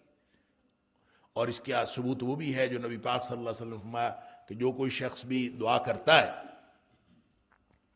اس کی دعا کے نتیجے میں 3 میں سے کوئی دعا لازماً قبول ہوتی ہے، اگر اس کے بیسک جو کنڈیشنز ہیں، جو بیسک ریکوائرمنٹس ہیں یا پری ریکوزٹس ہیں، وہ اگر پوری ہوں، حرام کا مال نہ کھایا ہوا ہو اور پاکیزہ ہو، اور اس نے کوئی کسی کے اوپر ظلم نہ کیا ہو، اور کوئی اس کے اوپر ایسی ایلیگیشن نہ ہو جس کی وجہ سے اس کی دعا کی قبولیت بند ہو گئی ہو. اس کے مختلف جو ہے وہ کیفیتیں آتی ہیں حدیث کے اندر، یعنی پری ریکوزٹس پورے ہوں تو دعا کرے تو لازماً اس کی دعا قبول ہوتی ہے. اس لیے نبی پاک صلی اللہ علیہ وسلم نے فرمایا کہ اللہ سے دعا کیا کرو وانتم موقنون بالاجابہ، دعا اس طرح کیا کرو اس یقین کے ساتھ کہ لازماً میری دعا قبول ہوگی. اور اللہ تعالیٰ اس کی دعا قبول نہیں کرتا جو شک شبے میں رہتا ہے، پتہ نہیں میری دعائیں کدھر جا رہی ہیں، اتنے عرصے سے دعائیں کر رہا ہوں پتہ نہیں کدھر. نبی کریم صلی اللہ علیہ وسلم اللہ اس کی دعا قبول ہی نہیں کرتا. اللہ اکبر. اب وہ جو دعا قبول ہوتی ہے اس کی 3 کنڈیشنز ہیں، 3 کیفیتیں ہیں، 3 پہلو. یا تو جو مانگا وہی اللہ دے دیتا ہے، یا جو مانگا کچھ اور تھا تو اللہ تعالیٰ نے اس کی کوئی اور مصیبت ٹال دی جو اس کے اوپر آنے والی تھی. اب مانگی دعا کسی اور کام کے لیے، کوئی اور مصیبت آنے والی تھی وہ ٹل گئی، تقدیر ٹل گئی نا، تو تقدیر تبدیل ہو گئی، یعنی دعا کے ساتھ تقدیر تبدیل ہو گئی۔ اللہ۔ اور تیسری بات یہ ہے کہ نبی کریم صلی اللہ علیہ وسلم فرمایا کوئی شخص جب دعا کرتا ہے اور اس کی دعا قبول بھی نہیں ہوتی اور اس کو اس کے بدلے میں کوئی مصیبت بھی نہیں ٹلتی، تو اس کی دعا کو جمع کر لیا جاتا ہے آخرت کے اجر کے لیے، اور جب یہ قیامت والے دن اپنی وہ دعائیں دیکھے گا اور ان دعاؤں کا اجر دیکھے گا جو دنیا میں قبول نہیں ہوئی، تو وہ کتنا بڑا اجر ہے، یہ وہاں حسرت کرے گا کہ کاش دنیا میں میری کوئی دعا قبول نہ ہوئی ہوتی اور آج مجھے یہ اجر مل جاتا جو یہاں پہ میرا جمع ہے۔ اس کا مطلب ہے دعا تو قبول ہوتی ہے، ہر دعا قبول ہوتی ہے، تو دعا سے تقدیر بدلتی ہے، اور پھر بعض اعمال ہیں جس سے تقدیر بدل جاتی ہے۔ نبی کریم صلی اللہ علیہ وسلم نے فرمایا من احب ان یبسط له فی رزقہ وینسى له فی اثرہ فلیصل رحمہ، جس کو یہ پسند ہو کہ اس کی عمر بڑھ جائے اور اس کے رزق میں برکت ہو جائے، رزق میں فراخی ہو جائے، عمر بڑھ جائے، حالانکہ یہ دونوں چیزیں ہیں جو لکھی ہوئی ہیں، جو تقدیر میں لکھی ہوئی ہیں۔ اب تقدیر میں لکھی ہوئی ہیں، وہ چاہتا ہے کہ بڑھ جائے، فرمایا فلیصل رحمہ، اپنے رشتہ داریوں کو ملایا کرے، رشتہ داریوں کو ملائے گا، اس کے رزق میں بھی اضافہ ہوگا، اس کی عمر بھی بڑھ جائے گی، کیوں گویا عمر میں برکت ہو جائے گی، رزق میں برکت ہو جائے گی۔ کیسے ہونی ہے، کیا ہونا ہے فزیکلی، 100 روپے 110 روپے ہو جائیں گے، یہ 100 روپے کے اندر برکت پڑ جائے گی، یہ اللہ کو معلوم۔ کیا ہوگا، کیسے برکت ہونی ہے، ہمیں نہیں پتا۔ عمر عملاً لمبی ہو جائے گی، یا اسی عمر کے اندر اللہ تعالیٰ برکت ڈال دے گا کہ 50 سال کی عمر میں 100 سال کی عمر والوں سے زیادہ کام کر لے گا، اللہ تعالیٰ اسی میں برکت ڈال دے گا، یہ اللہ کو معلوم ہے۔ لیکن بہرحال نبی پاک صلی اللہ علیہ وسلم صلہ رحمی کرنے سے رزق میں بھی اضافہ ہوتا ہے، یہ برکت ہوتی، کشادگی ہوتی، اور عمر بھی لمبی ہوتی۔ ان ساری باتوں سے پتہ چلتا ہے کہ تقدیر جو بھی اللہ نے ہے، اللہ کے پاس ہے، اس کے اندر تبدیلی بھی ممکن ہے انسان کے اعمال کی وجہ سے، انسان کی دعاؤں کی وجہ سے۔ تو انسان اگر یہ دعائیں بھی کرتا رہے، عبادت بھی کرتا رہے، اللہ کی بندگی کرتا رہے، اچھے اعمال کرنے کی کوشش کرتا رہے، تو وہ انشاءاللہ کامیاب ہے۔ تقدیر اس کے عمل کو محدود نہیں کرتی۔ یہ بہانہ نہیں بنانا کہ تقدیر میں یہ لکھا ہے، یہ بہانہ چلتا ہی نہیں، یہ بہانہ نہ آج چلے گا نہ قیامت والے دن چلے گا۔ ہر چیز کو اللہ نے بے قدر، خلقناہ بے قدر، انا کل شیء خلقناہ بے قدر، ہر چیز ہم نے ایک اندازے کے مطابق، اگر اندازہ ہے تو اللہ کا اندازہ ہے، وہ ایکوریٹ ہے۔ استاد کا اندازہ غلط ہو سکتا ہے، ڈاکٹر کا اندازہ غلط ہو سکتا ہے، اللہ کا اندازہ غلط نہیں ہو سکتا۔ اور اگر یہ وہ تقدیر ہے جو لکھی ہوئی ہے تو بھی اللہ کا علم ہے، اللہ کے پاس لکھا ہوا ہے، ہمارے پاس نہیں ہے۔ تو مستقبل کے حوالے سے ہمیشہ جو غیر معین امکانات ہیں دنیا کے، ان میں سے اچھا اور بھلائی حاصل کرنے کی کوشش کرتے رہنا چاہیے، یہی تقدیر ہے۔ مستقبل کے بارے میں اچھے کی کوشش، محنت، خواہش، دعا۔ ماضی کے بارے میں جو کچھ ہو چکا، قدر اللہ وما شاء فعل، جو ہونا تھا وہ ہو گیا، جو اللہ نے تقدیر میں لکھا تھا۔ گویا اس لمحے سے پیچھے جو ہے وہ اللہ تعالیٰ جو تقدیر میں لکھا تھا وہ فکس ہو گیا، اس لمحے سے آگے جو کچھ ہے اس کے لیے ہمیشہ دعا کرتے رہنا چاہیے کہ اللہ تعالیٰ اچھائی کر دے۔ وما امرنا الا واحدۃ کلمح بالبصر، اور ہمارا حکم ہے کیا، جو لکھا ہوا ہے، جو سارا اندازہ پورا ہے، جب قیامت یہ زمین کی عمر پوری ہو جائے گی اور یہ سارا معاملہ مکمل ہو جائے گا، کائنات کی جو بھی اللہ نے عمر رکھی ہے پوری ہو جائے گی، وما امرنا الا واحدۃ، ہمارا جو حکم ہے وہ تو بس ایک بار ہی ہے۔ اللہ تعالیٰ نے بس یک بار کی حکم دینا ہے۔ اللہ کلمح بالبصر، اللہ کا حکم آنا ہے، اور پھر وہ کیا ہوگا، وہ ایک پلک جھپکنے کے برابر ہوگا۔ کلمح بالبصر، جیسے آنکھ کا جھپکنا ہے، بس اتنا ہوگا۔ اس طرح اللہ کا حکم اچانک آئے گا اور قیامت قائم ہو جائے گی، سب کچھ ملیا میٹ ہو جائے گا۔ کل من علیہا فان، ہر چیز جو ختم ہونے والی ہے، اور یہ کب ہونی ہے، واحدہ۔ اب اچھا، یہ واحدہ یہاں پہ ایک نقطہ اور مفسرین نے اٹھایا ہے کہ وما امرنا الا واحدۃ ہے، واحدۃ، یہ واحد ہونا چاہیے تھا، وما امرنا الا واحد ہونا چاہیے، کیوں امر جو ہے وہ تو مذکر ہے تو یہ واحدۃ یہ مؤنث ہے. یہ کیوں اس کی صفت مؤنث کیوں لائی گئی؟ وہ اس لیے کہ یہ اصل میں الا کلمۃ واحدۃ ہے. کیوں؟ اس لیے کہ قرآن نے دوسری جگہوں پہ خود بتایا کہ انما امرہ اذا اراد شیئا، اس کا جو حکم ہے وہ سوائے اس کے اور کچھ نہیں ہے کہ جب وہ کسی چیز کا ارادہ کرتا ہے تو کیا کرتا ہے؟ وہ اللہ تعالیٰ کن کہتا ہے، فیقول کن، اللہ کہتا ہے کن، ہو جا، فیکون تو ہو جاتی. تو کلمہ کن ہے اصل میں الا واحدۃ، اور کلمتن کی جو صفت ہے وہ واحدۃ آتی. تو اصل میں اللہ کا حکم جب کبھی آتا ہے تو وہ ایک کلمہ ہے، اور یہ جو کلمہ ہے اس کے بارے میں پہلے میں کئی دفعہ عرض کر چکا ہوں، اللہ کو حقیقت میں یہ کہنا بھی نہیں پڑتا کہ ہو جا، یہ کہنا نہیں پڑتا. کن، یہ کلمہ کن ہمارے سمجھانے کے لیے ہے، کیونکہ انسان اس سے آسان کوئی اور چیز سمجھ ہی نہیں سکتا کہ انسان کہے ہو جا اور وہ ہو جائے. لہذا اللہ تعالیٰ نے آسان ترین، انسان کی حد ادراک میں جو آسان ترین کام ہو سکتا ہے، آسان ترین بات ہو سکتی ہے، وہ یہی ہے کہ یہ کہے کن، ہو جا تو ہو جائے. تو اللہ تعالیٰ اسی طرح کہتا ہو جا تو ہو جاتی ہے. حقیقت میں اللہ کو ہو جا کہنے کی بھی ضرورت نہیں پڑتی. اس لیے کہ یہ میں نے بات اس لیے نہیں کی کہ یہ ایسے میرا وہمہ یا خیال ہے، یہ اس لیے ہے کہ اگر ہم کلمہ کن پر محدود کر دیتے ہیں اللہ کے ارادے کو، اس سے پھر بہت سارے مغالطے جو فلاسفہ کو ہوئے ہیں، اور فلاسفہ اور متکلمین نے اس میں بہت ایک لمبی بحث کی ہے کہ اللہ جب کن کہتا ہے تو اس کا مطلب اس سے پہلے وہ کن نہیں کہہ رہا ہوتا. تو جب وہ کن کہتا ہے تو اس کا مطلب ہے پہلے نہیں بول رہا تھا اب بولا ہے. تو اللہ پہلے نہیں بول رہا تھا، خاموشی تھی، اب اللہ بولا ہے، تو اس کا مطلب ہے اللہ کی ذات میں تبدیلی پیدا ہوئی ہے. پھر اس نے جب کن کہا تو اس کے ہونٹ ہلے ہوں گے، اس کے جو جس کو آپ کہتے ہیں جو اللہ تعالیٰ کے جو ہونٹ بھی اور جو آگے جو زبان ہے اور مختلف جیسی حرکت کرتی ہے بولنے کے لیے جو کچھ، تو اس کا مطلب ہے پہلے خاموشی تھی اب وہ ہونٹ بھی ہلے، اور جو آرگن ہیں منہ کے ان سب نے حرکت کی. تو یہ پہلے حرکت نہیں تھی اب حرکت ہو گئی، تو اللہ کی ذات میں تغیر لازم آ گیا. اور اللہ کی ذات خدا کی ذات، ہم جب فلاسفہ کی بحث میں ہم کرتے ہیں تو وہ فلاسفہ کے ہاں خدا ہے، وہ خدا کی بحث کرتے ہیں، اور مسلمانوں کا خدا اللہ ہے. جب ہم اسلام کی بات کرتے ہیں تو ہم خدا کا نام نہیں لیتے، ہم اللہ کی بات کرتے ہیں. اور اسلام کے حوالے سے بات کرتے ہوئے کبھی خدا نہیں کہنا چاہیے، کیونکہ خدا ایک کامن ناؤن ہے، وہ سب کے لیے. لوگ کہہ دیتے ہیں خدا، بعض اوقات انڈرسٹوڈ ہوتا ہے مسلمانوں کا خدا چونکہ اللہ ہے، لہذا یہ ثابت شدہ بات ہے کہ مسلمانوں کے خدا کی بات ہو رہی ہے تو اس کا مطلب اللہ ہے. لیکن بہتر یہی لگتا ہے کہ اس کا جہاں مسلمانوں کے خدا کی بات ہو رہی ہو تو وہاں اللہ ہی کی بات کی جائے، لفظ اللہ ہی استعمال کیا جائے، لفظ خدا استعمال نہ کیا جائے.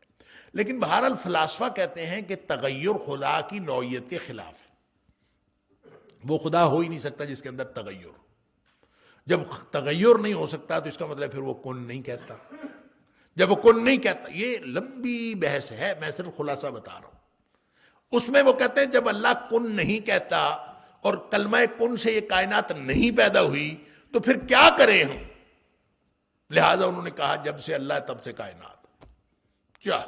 کائنات کی ازلیت کے قائل تھے لوگ، کہ ہمیشہ سے سارے فلاسفہ، سارے یہ سائنسدان، یہ سارے ہمیشہ سے کہتے رہے کہ کائنات ازلی ہے، خاص وقت میں نہیں ملی.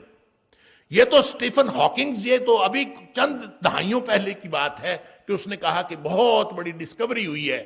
سائنس والوں نے اب آ کے انہوں نے کہا جی بہت بڑی ڈسکوری ہوئی ہے. کیا ڈسکوری ہوئی ہے؟ کہ کائنات پہلے نہیں تھی، ایک خاص پوائنٹ آف ہسٹری پر بنی ہے.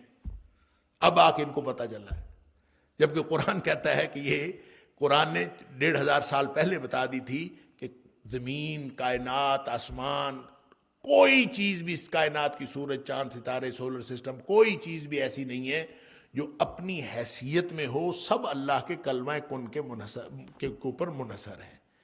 اس کے محتاج ہیں. اللہ کہتا ہے تو اللہ نے اس طرح سے ساری کائنات بنائی ہوئی ہے. اور اللہ نے کیسے بنائی ہوئی ہے؟ اللہ تعالیٰ تو اللہ کے ارادے سے کائنات پیدا ہوئی ہے. پھر لوگوں نے اس پر بھی بہت لمبی بحث کی ہے. میں نے اس لیے بات کر دی ہے کہ اللہ کو کن کہنے کی بھی ضرورت نہیں پڑتی، لیکن ہماری سمجھ میں کیونکہ کلمہ کن سے آسان بات ہے ہی نہیں کہ ہم کسی چیز کو کہیں ہو جائے اور ہو جائے، اس سے آسان کوئی اور بات ہے؟ ہمیں سمجھایا گیا ہے. وگرنہ اللہ کی قدرت اس سے بھی آگے، اللہ کی قدرت اس سے بھی آگے، اور اللہ کو کن نہیں کہنا پڑتا. لہٰذا یہ جو وما امرنا الا واحدۃ ہے کہ ہمارا حکم یکبارگی ہوتا ہے بس. اور یکبارگی حکم یہاں واحدۃ یہ صفت ہے کلمہ واحدۃ، کلمۃ واحدۃ، کلمۃ واحدۃ، یہ اس کی صفت. اور کلمہ کون سا ہے؟ قرآن خود بتاتا ہے کہ وہ کلمہ کن ہے، کہ اللہ تعالیٰ کن کہتا ہے اور ہر چیز ہو جاتی. وہ ایک واحد کلمہ ہے. کلمح بالبصر، آپ اندازہ کریں کہ جو پلک جھپکنے کا جو اللہ تعالیٰ نے ایک بتایا ہے، ایک مثال دی ہے. کلمح، کا مطلب جیسے، لمح بالبصر، آنکھ کا جھپکنا. اب اس میں اصل میں ہمیں یہ بتایا گیا ہے کہ جو کن ہے نا، وہ کہنے پر ٹائم زیادہ لگتا ہے، پلک جھپک اس سے پہلے جھپکی جاتی ہے. پلک جھپکنا جو ہے یہ ٹائم سپین کلمہ کن کہنے سے بھی چھوٹا ہے. لہٰذا یہ سمجھیں کہ جب اللہ تعالیٰ نے اس کائنات کو تباہ و برباد کرنا ہے اور یہ جو قیامت قائم ہونی ہے، تو قیامت قائم ہونے کے لیے اتنی دیر بھی نہیں لگنی جتنی دیر کسی کو کوئی کلمہ کہنے پر لگتی ہے، اتنی دیر بھی کوئی نہیں لگنی. وہ جو اللہ کا کلمہ ہے نا، وہ بس ہمارے سمجھنے کے لیے ایسے ہے، اتنی جلدی وقوع پذیر ہو جائے گی جیسے پلک جھپکنا، آنکھ کے جھپکنے سے پہلے. اللہ اکبر! یہ ہے اللہ تعالیٰ کا اندازہ، اور یہ ہے اللہ تعالیٰ کی کائنات، جس کو اللہ تعالیٰ نے ایک خاص فکس اندازے کے مطابق پوری پریسائزڈ اور ایکوریٹ کائنات بنائی ہوئی ہے. کسی بھی وقت کیا ہونا ہے وہ اللہ تعالیٰ کو پتا ہے. اور ایک آنکھ کے جھپکنے کے جیسے جو ہے ایک بار یہ اللہ کا حکم ہو جاتا ہے. وَلَقَدْ أَهْلَكْنَا أَشْيَاعَكُمْ فَهَلْ مِن مُدَّكِرٍ. اللہ تعالیٰ فرماتا ہے اور یقیناً ہم نے ہلاک کیا تھا اشیاعکم. اشیاع جمع ہے شیعتن کی، اور شیعتن کہتے ہیں ایسی جماعت کو، شیعتن جماعت کو کہتے ہیں، بنیادی طور پہ ایسی جماعت کو کہتے ہیں جس کے نظریات ایک ہوں. یعنی ایک جیسے نظریات رکھنے والی جو جماعت ہو اس کو شیعہ کہتے ہیں. اور اس کی جمع ہے اشیاعکم. وَلَقَدْ أَهْلَكْنَا أَشْيَاعَكُمْ. اللہ تعالیٰ فرماتا ہے تمہارے جیسے نظریات رکھنے والی جماعتوں کو ہم نے پہلے تباہ و برباد کر دیا. یعنی جیسا شرک تم کرتے ہو اس طرح کا شرک کرنے والے پہلے، جیسے تم معاندین نبوت ہو، جیسے تم نبی پاک صلی اللہ علیہ وسلم کے دشمن ہو، ایسے وہ نبیوں کے دشمن تھے. جس طرح کی تم نبیوں کی شان میں ہرزہ سرائی کرتے ہو ایسے وہ کرتے تھے. گویا ان کے نظریہ اور تمہارے نظریات ملتے جلتے تھے. اشیاءکم کا معنی یہ ہے کہ تمہارے جیسی بہت ساری جماعتیں ہم نے پہلے تباہ و برباد کر دیں. فَهَلْ مِن مُدَّكِرٍ.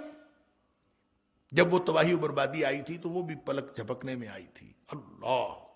وہ قوم نوح ہو، قوم عاد ہو، چاہے قوم سمود ہو، جن کے اوپر، چاہے قوم لوط ہو جن کے اوپر بھی عذاب آیا وہ اللہ کے حکم سے آیا. سب نے دیکھا. فَهَلْ مِن مُدَّكِرٍ. کوئی ہے تم میں سے جو اس سے نصیحت حاصل کرے؟ اور مدکر کے بارے میں پہلے بتا چکا ہوں کہ مدکر جو ہے یہ اصل میں مذتکر تھا. یہ ذکر یذکر سے نصیحت حاصل کرنے تھے. مذتکر، تو مذتکر جو ہے وہ اس کی جو تا ہے، تا وہ دال میں تبدیل ہوئی، اور یہ ذال بھی دال میں مدغم ہو گیا اور یہ مدکر بن گیا. وَكُلُّ شَيْءٍ فَعَلُوهُ فِي الزُّبُرِ. ہر کام جو انہوں نے کیا ہے، وَكُلُّ شَيْءٍ فَعَلُوهُ، ہر کام جو انہوں نے کیا ہے، فی الزبر، وہ دفتروں میں لکھا ہوا ہے، صحیفوں میں. زبر کا مطلب وہ صحیفوں کے اندر لکھا ہوا ہے، یعنی ہر کام درج ہے، ساری چیزیں لکھی ہوئی ہیں. جیسے جیسے یہ کرتے جا رہے ہیں وہ ہر چیز لکھی جا رہی ہے. اللہ اکبر! جیسے فرمایا کہ اس کو قیامت والے دن کہا جائے گا اقرا کتابک، یہ اپنی کتاب خود ہی پڑھ لو. کفا بنفسک اليوم علیک حسیبا، تیرے حساب کتاب کرنے کے لیے تیرا اپنا آپ ہی اس کے اوپر کافی. مجھے یوں لگتا ہے کہ لکھے ہوئے پر پہلے تو بہت سارے لوگوں کو اعتراض یہی ہوتا تھا کہ وہ لوح محفوظ جس پہ سب کچھ لکھا ہوا ہے وہ کتنی بڑی تختی ہوگی، کتنی بڑی کتاب ہوگی، کیسے لکھا ہوا ہوگا. یعنی لوگوں کو ڈیٹا کے بارے میں بہت سارے اشکالات ہوتے تھے کہ لاکھوں کھربوں اربوں لوگوں کا ڈیٹا جو ہے وہ ایک کتاب میں کیسے لکھا ہو، سمجھ نہیں آتی. یہ کمپیوٹر کی پیدائش نے یہ مسئلہ تو حل کر دیا.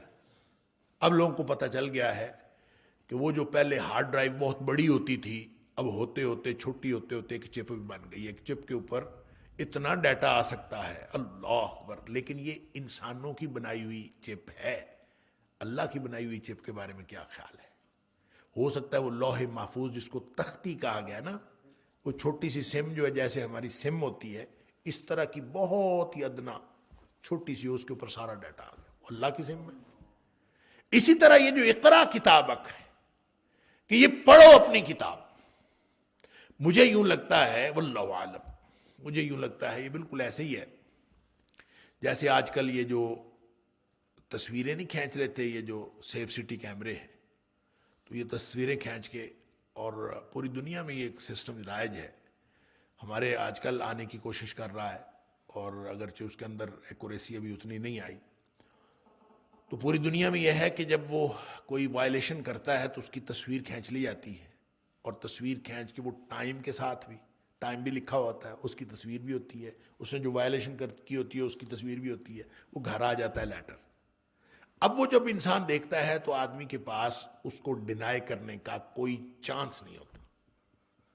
تو اگر اس طرح اللہ تعالیٰ ہماری پوری زندگی ہمارے سامنے رکھ دے اور وہ بطور ویڈیو چل رہی ہو، یہ فلاں وقت پہ یہ کیا تھا، فلاں وقت پہ یہ کیا تھا، انا للہ و انا الیہ راجعون. اللہ ووضع الکتاب فتر المجرمین مشفقین مما فیہ. اللہ تعالیٰ سورۃ الکہف میں فرماتا ہے جب وہ کتاب رکھی جائے گی تو مجرم ڈرتے ڈرتے دیکھیں گے، اس کو ڈرتے ڈرتے دیکھیں گے اس میں جو کچھ ہے. پھر جب دیکھیں گے تو حیران رہ جائیں، یقولون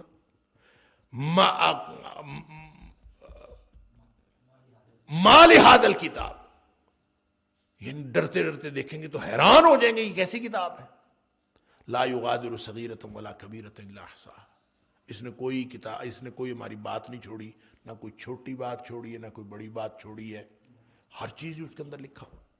آدمی کو اپنے کرتوت سامنے ہوتے ہوئے نظر آئیں، انا للہ و انا الیہ راجعون. اس سے خوفناک بات اور کیا ہے؟ آدمی ڈینائی کر ہی نہیں سکتا. وہاں گواہی کی ضرورت ہی نہیں، اور اگر گواہی کی ضرورت پڑی تو اپنے ہی جسم نے بولنا شروع کر دینا ہے. جب اس نے کسی نے کہا نا لگتا یوں ہے واللہ اعلم، لگتا یوں ہے کہ مجرم وہاں بھی بہانے بنائیں گے، کیونکہ اللہ تعالیٰ فرماتا ہے ایک جگہ لا تعتذروا اليوم، آج بہانے نہ بناؤ. لیکن جن کو دنیا میں بہانے بنانے کی، جھوٹ بولنے کی عادت پڑی ہوگی وہاں بھی کرے. اللہ اکبر. اور پھر اس کا نتیجہ یہ ہوگا انا للہ و انا الیہ راجعون، کہ اللہ تعالیٰ اس کے منہ سیل کر دے گا. الیوم نختم علی افواہہم وتکلمنا ایدیہم وتشہد ارجلہم بما کانوا یکسبون. پھر ہاتھ اور پاؤں اور جسم گواہی دے گا کہ میرے ساتھ یہ کرتا رہا، یہ کرتا رہا، یہ کرتا رہا. یعنی گواہی ادھر سے اور کھاتا سامنے، کوئی گنجائش نہیں خارجی گواہیوں کی. کفا بنفسک اليوم علیک حسیبا، تیرا اپنا آپ تیرے لیے گواہی کے طور پر کافی. یہ سارا کچھ لکھا جا رہا ہے فی الزبر، یہ ان صحیفوں کے اندر لکھا جا رہا ہے. وہ صحیفے کتنے بڑے ہیں، ان کو کیسے کھولا جائے گا، کیا اس کا سسٹم ہوگا، یہ ساری کی ساری چیزیں متشابہات میں سے ہم اس کا تصور قائم نہیں کر سکتے. لیکن دنیاوی اعتبار سے جیسے ہم تصور قائم کر سکتے ہیں، اللہ نے ویسے سمجھایا ہے کہ لکھا ہوا ہے. اللہ اکبر. ہر چیز جو ہے وہ دفتر ہیں، برائیوں کے ہیں، ہر چیز کے رجسٹر بنے ہوئے ہیں، بڑے بڑے رجسٹر. اللہ اکبر. فرمایا وَكُلُّ صغیر و کبیر مستطر. وہ جو صحیفے ہیں اس میں ہر چھوٹی اور بڑی بات لکھی ہوئی ہے، سب کچھ لکھا ہوا ہے. اور یہی مجرم جو ہے قیامت والے دن جب دیکھیں گے، جو سورہ کہف میں فرمایا وَوُضِعَ الْكِتَابُ فَتَرَى الْمُجْرِمِينَ مُشْفِقِينَ مِمَّا فِيهِ وَيَقُولُونَ مَا لِهَذَا الْكِتَابِ لَا يُغَادِرُ صَغِيرَةً وَلَا كَبِيرَةً إِلَّا أَحْصَاهَا. حیران ہو جائیں گے، نہ کوئی چھوٹی بات نہ کوئی بڑی بات، کچھ نہیں انہوں نے چھوڑا. اللہ اکبر. یعنی ہر چیز اس کے اندر. اب بتائیں مجھے اور آپ کو ہم جو زندگیاں گزارے بیٹھے ہیں اور بہت کچھ غلط کیے بیٹھے ہیں، اگر وہ ساری ویڈیو محفوظ ہے تو کیا کریں گے؟ کیا طریقہ ہے؟ کوئی طریقہ ہے ویڈیو ڈیلیٹ ہو جائے؟ اللہ کے ہاں جو ہماری ویڈیو ریکارڈ ہو گئی ہے وہ ڈیلیٹ ہو جائے، کوئی طریقہ ہے؟ التائب من الذنب کمن لا ذنب لہ۔ اللہ کے رسول صلی اللہ علیہ وسلم فرمایا جس نے گناہ سے توبہ کر لی نا، سچی توبہ ہو، اس کے اوپر اس طرح قلم پھیرا جاتا ہے اور وہ ویڈیو ایسے ڈیلیٹ کی جاتی ہے جیسے اس نے کبھی کی نہیں تھی۔ یہ جو دنیا والی ہسٹری ہے نا، یہ تو کوئی ماہرین جو ہیں وہ نکال لیتے ہیں، پھر بھی کمپیوٹر سے ہسٹری ڈیلیٹ کی ہوئی ہو نا تو پھر بھی ایسے ٹولز ہیں جو ڈیلیٹڈ ہسٹری بھی نکال لیتے ہیں۔ یہ دنیا کے معاملات ہیں۔ جب اللہ ڈیلیٹ کرتا ہے سچی توبہ سے تو وہ دوبارہ نہیں آتا، وہ ختم ہو جاتا ہے، وہ ہسٹری ختم۔ التائب من الذنب کمن لا ذنب لہ، گناہ سے توبہ کرنے والا ایسا ہے جیسے اس نے گناہ کیا ہی نہیں۔ اللہ اکبر۔ لہذا آج زندگی میں ہمارے پاس وہ ویڈیو ڈیلیٹ کرنے کا موقع موجود ہے، اور یہ ان اللہ یقبل توبۃ العبد ما لم یغرغر، موت آنے سے پہلے یہ موقع موجود ہے کہ اپنی وہ ویڈیو ڈیلیٹ کر لے، وگرنہ حالات بڑے خراب ہیں۔ اللہ تعالیٰ معاف فرمائے۔ ہر چیز لکھی ہوئی ہے، کل صغیر و کبیر مستطر، ہر چھوٹی اور بڑی چیز اس کے اندر لکھی ہوئی ہے۔ اور یہ یہاں تک مجرمین کا جو بیان ہے وہ یہاں مکمل ہوا، جیسا کہ میں نے پہلے عرض کیا تھا کہ آیت نمبر 43 سے 55 تک، یعنی اس کے آخری آیت تک یہ تقابل اللہ تعالیٰ نے کیا ہے متقین کا اور مجرمین کا۔ اور ویسے بھی قرآن حکیم کے اندر انداز ہی یہ ہے، اسلوب ہی ہے، جہاں مجرمین کا ذکر ہوتا ہے ساتھ متقین کا اور مومنین کا ذکر ضرور ہوتا ہے۔ فرمایا ان المتقین فی جنات و نہر، اللہ اکبر، بے شک جو متقین ہوں گے وہ باغات میں ہوں گے اور نہروں میں ہوں گے۔ وہ نہر، نہر اگرچہ یہاں پہ یہ واحد ہے، مفرد ہے، یہ جمع نہیں ہے نہر، میں نے ترجمہ کیا ہے اور نہروں میں ہوں گے۔ وہ اس لیے کہ نہر جو ہے یہ بطور جنس کے آیا ہے، یعنی نہروں میں ہوں گے، بہت ساری نہروں۔ وہ کتنی نہریں ہیں اللہ کو معلوم ہے کتنی ہیں، لیکن سورہ محمد میں اللہ تعالیٰ نے 4 نہروں کا ذکر کیا، اور 4 نہریں کیا ہے؟ وہ ان 4 نہروں کو بھی ایک ایک نہر نہیں فرمایا، بلکہ ہر نہر کو انہار کہا ہے۔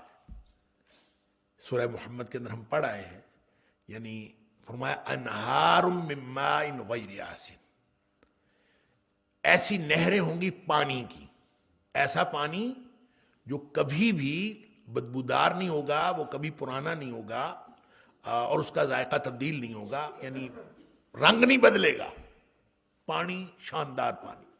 پھر دوسری نہر فرمایا وانہار من لبن، دودھ کی نہریں ہوں گی، اور وہ ایسی نہریں ہوں گی کہ لم یتغیر طعمہ، جس کا ذائقہ جو ہے وہ کبھی تبدیل نہیں ہوگا۔ اللہ، حالانکہ دودھ کا ذائقہ جو ہے وہ تو تبدیل ہو جاتا ہے، اور تازہ دودھ، ہر شخص کو تازہ دودھ چاہیے۔ ہم دنیا میں ذرا سا باسی دودھ ہو، کل کا پرسوں کا ترسوں کا نہیں لیتے، اس سے پتہ چل جاتا ہے کہ یہ دودھ جو ہے، اور خاص طور پہ اگر بغیر فریج کے پڑا رہو تو ویسے ہی وہ اس کا ذائقہ بدل جاتا ہے، پینے کے قابل نہیں رہتا۔ تو یہاں دنیا میں ہم جو تازہ دودھ لیتے ہیں اس کا اللہ تعالیٰ نے ان کو جانوروں کے ساتھ منسلک کیا ہے، جانوروں کے تھنوں میں سے نکلتا ہے، کیسے نکلتا ہے، اللہ نے کیسی فیکٹری لگائی ہوئی ہے۔ سورہ نحل کے اندر اللہ تعالیٰ نے اس کا ذکر کیا کہ من بین فرث و دم، اگر آپ فیکٹری کو، یعنی بھینس ہے یا گائے ہے یا بکری ہے، وہ دودھ کی فیکٹری ہے، اس کو اگر آپ ذبح کر لیں تو ذبح کر کے دیکھیں تو اندر سے گوشت نکلے گا اور خون نکلے گا اور گوبر نکلے گا۔ خون اور گوبر کے درمیان میں سے اللہ تعالیٰ ایک شاندار دودھ نکالتا ہے، سبحان اللہ، اور وہ جو نکلتا ہے پھر وہ تازہ بتازہ ہوتا ہے۔ اچھا، اس تازہ دودھ کو یہاں تو فرمایا کہ یہ ہمارا سورس دودھ کا یہ ہے تازہ بتازہ، جنت میں نہریں ہوں گی، ایک نہر نہیں ہوگی، نہریں ہوں گی۔ تو یہ جو 4 قسم کی نہریں ہیں، 4 نہریں نہیں ہیں، 4 قسم کی نہریں، پانی کی، غیر آسن جو بدبودار نہیں ہوگا، دودھ کی جس کا ذائقہ تبدیل نہیں ہوگا، اور شراب کی لذت للشاربین، ایسی نہریں جو شراب کی جو لذیذ ہوں گی پینے والوں کے لیے، بہت ہی خوش ذائقہ۔ اور چوتھی جو نہر ہوگی یا نہریں ہوں گی چوتھی قسم کی، فرمایا من عسل مصفا، وہ شفاف شہد کی نہریں ہوں گی، اور اس کے اندر کوئی کسی قسم کی کنٹیمنیشن نہیں ہوگی، اور بالکل کلیئر شفاف شہد ہوگا۔ اللہ اکبر، یہ نہریں۔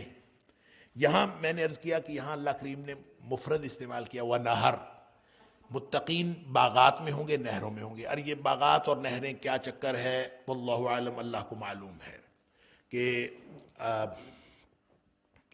اگر اس کو مفرد سمجھیں، اس کا سورہ محمد میں اس کی تفصیل آ گئی، وہ نہروں کی قسمیں ہیں، بلکہ حدیث کے اندر آتا ہے نبی پاک صلی اللہ علیہ وسلم فرمایا یہ سارے سمندر ہیں اصل میں، بحر، بحر من ماء، بحر من لبن، بحر من خمر، بحر من عسل مصفا، نبی پاک صلی اللہ علیہ وسلم یہ سمندر ہیں سارے، ان سمندروں میں سے نہریں نکلیں گی۔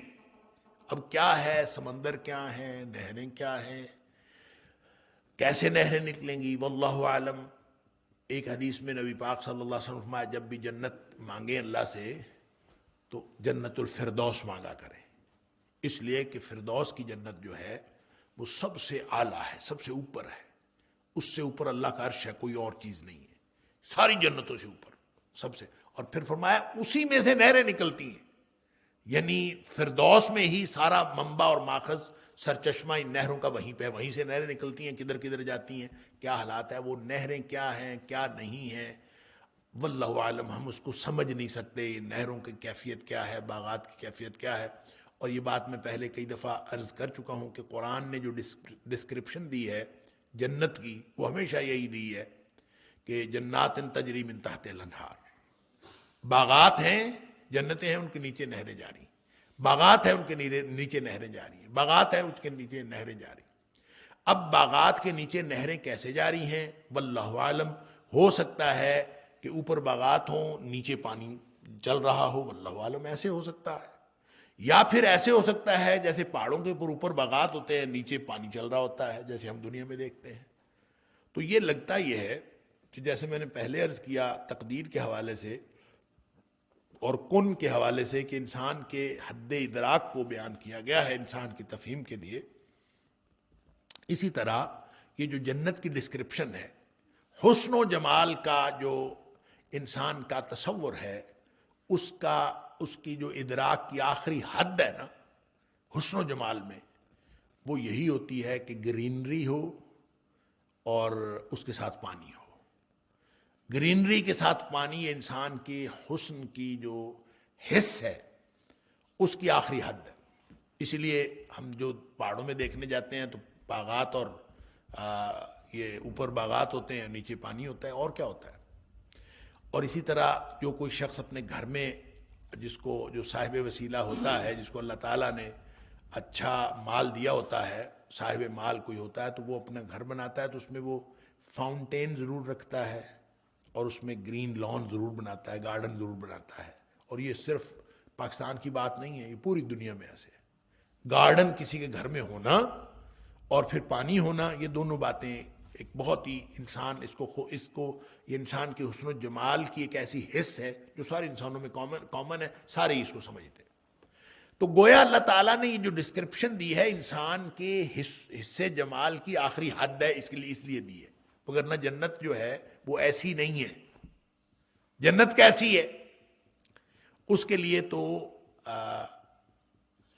قرآن نے تو اتنی بات کی، وَفِيهَا مَا تَشْتَهِي الْأَنفُسُ، اس میں ہر وہ چیز ہے جس کی انسان خواہش کرے۔ تو خواہش انسان تو اسی چیز کی کر سکتا ہے نا اس کا کوئی کانسیپٹ ہو، کوئی تصور ہو۔ تو حدیث قدسی ہے بخاری شریف میں، نبی پاک صلی اللہ علیہ وسلم اللہ فرماتا ہے کہ اعددت لعباد الصالحین، میں نے اپنے نیک بندوں کے لیے جو کچھ تیار کر رکھا ہے، ما لا عین رأت ولا اذن سمعت ولا خطر علی قلب بشر، میں نے وہ کچھ پیدا کر رکھا ہے، جنت میں تیار کر رکھا ہے جو کسی آنکھ نے کبھی دیکھا نہیں، جو کسی کان نے کبھی سنا نہیں، اور کسی دل پر کبھی خیال بھی نہیں گزرا. گویا جنت اور باغات اور نہروں کا تو ہمارے ذہن میں تصور آتا ہے، لیکن جنت ایسی نہیں ہے، وہ اس سے زیادہ اچھی ہے. یہ صرف ہماری جو حد ہے سمجھنے کی وہ یہ ہے، لہذا ہمیں یہ سمجھایا گیا ہے. اب وہ نہریں کیسی ہوں گی، کن نہروں میں جنتی کیسے موجود ہوں گے، سب اللہ کو معلوم ہے. سبحان اللہ. یہ صرف ہم سمجھ لیں کہ جنتیں ہوں گی اور باغات ہوں گے اور دریا ہوں گے، کیسے ہوں گے واللہ عالم. فی مقعد صدق عند ملیک مقتدر. اللہ اکبر. فی مقعد صدق، سچائی کی مجلسوں میں.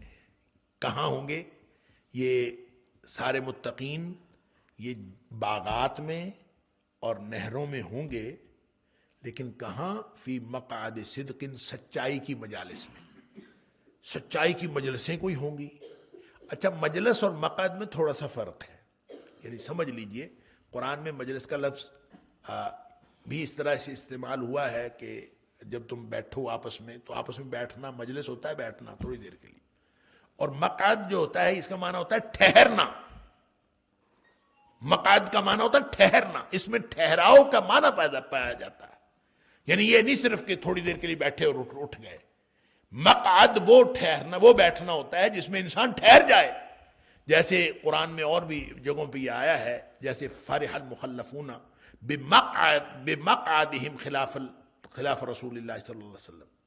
یعنی سورہ توبہ کے اندر اللہ تعالیٰ نے فرمایا کہ وہ جو تبوک میں گئے تھے نا نبی پاک صلی اللہ علیہ وسلم، تو جو منافقین تھے وہ پیچھے رہ گئے، اور پیچھے رہنے والے یعنی پیچھے بیٹھ رہنے والے، ٹھہر جانے والے، وہ اپنے پیچھے رہنے کی وجہ سے بڑے خوش تھے کہ ہم پیچھے رہ گئے، شکر ہے وہ ہم جنگ پہ نہیں گئے.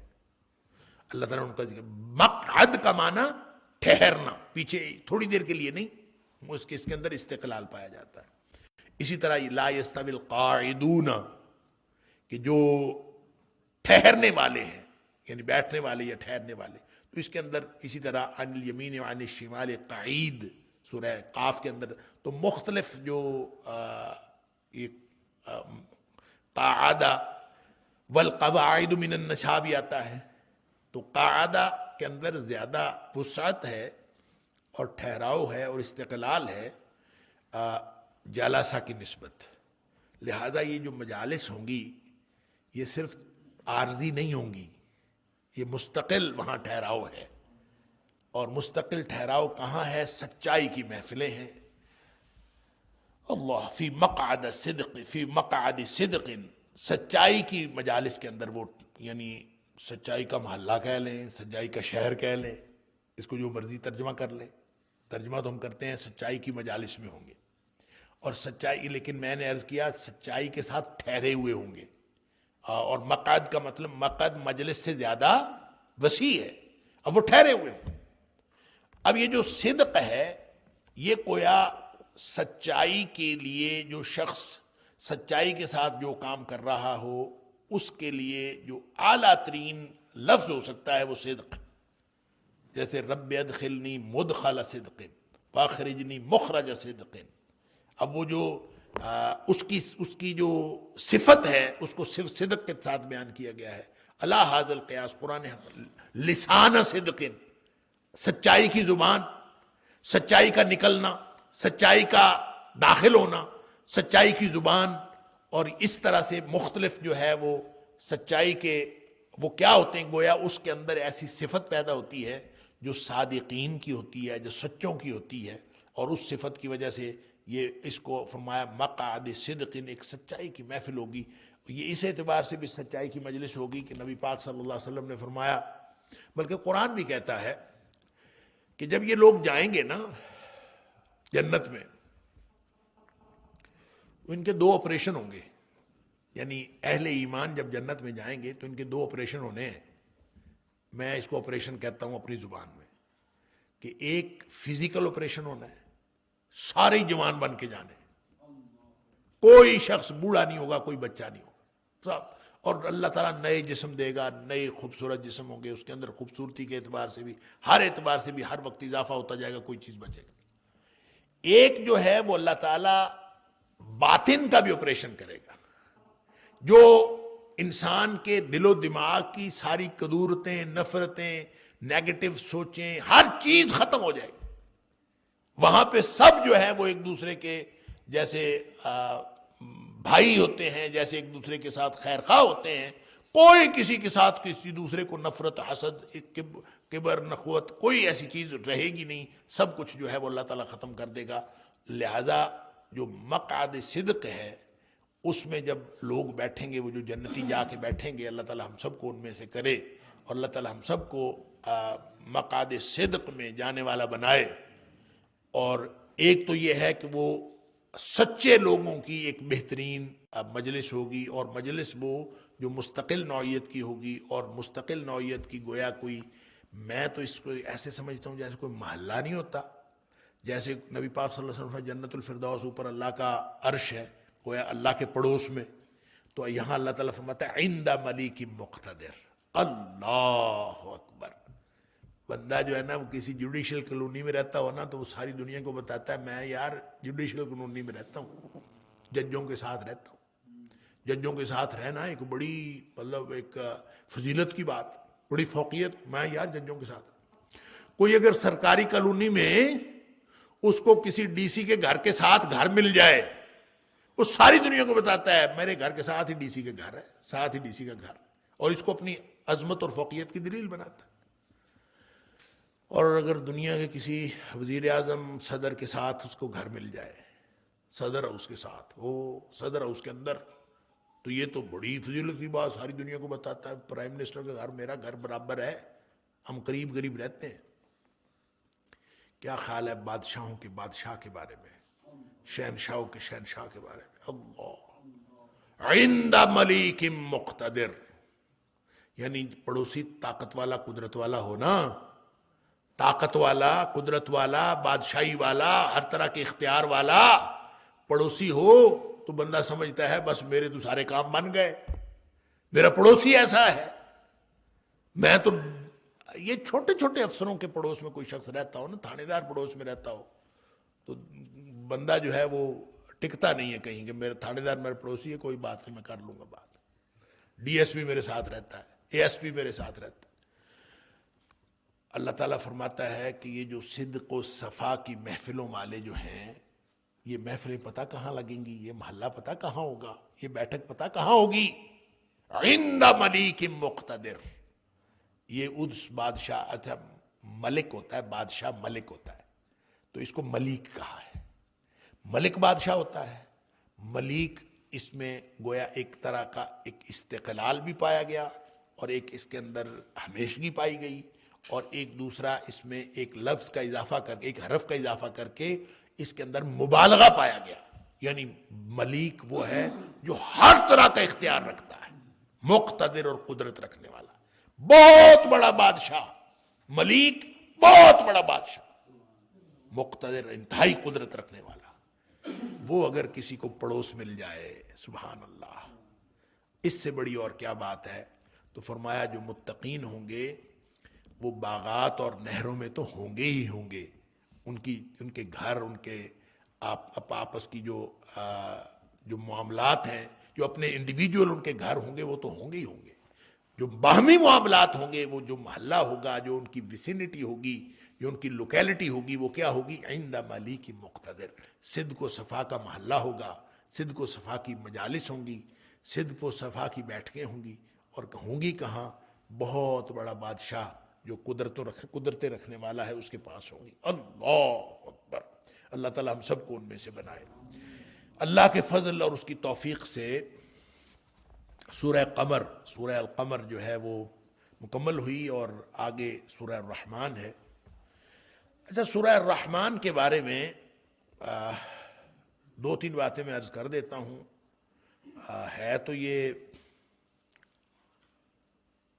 یعنی ایک ایسی صورت ہے، پڑھنے میں بھی بڑی دلکش ہے، تلاوت کے لیے بھی، اور اس کا جو صوتی آہنگ ہے، اس کی جو آواز ہے، سبحان اللہ، وہ بھی ہر ایک کو بہت جو ہے وہ اپیل کرتی ہے. اللہ اکبر. اور پھر اس میں ایک آیت جو ہے وہ 31 بار دہرائی گئی ہے، فَبِأَيِّ آلَاءِ رَبِّكُمَا تُكَذِّبَانِ. اور پھر شاید یہ واحد صورت یا پہلی صورت ہے جس میں جنوں اور انسانوں کو دونوں کو اکٹھا مخاطب کیا گیا. بسم اللہ. الحمدللہ.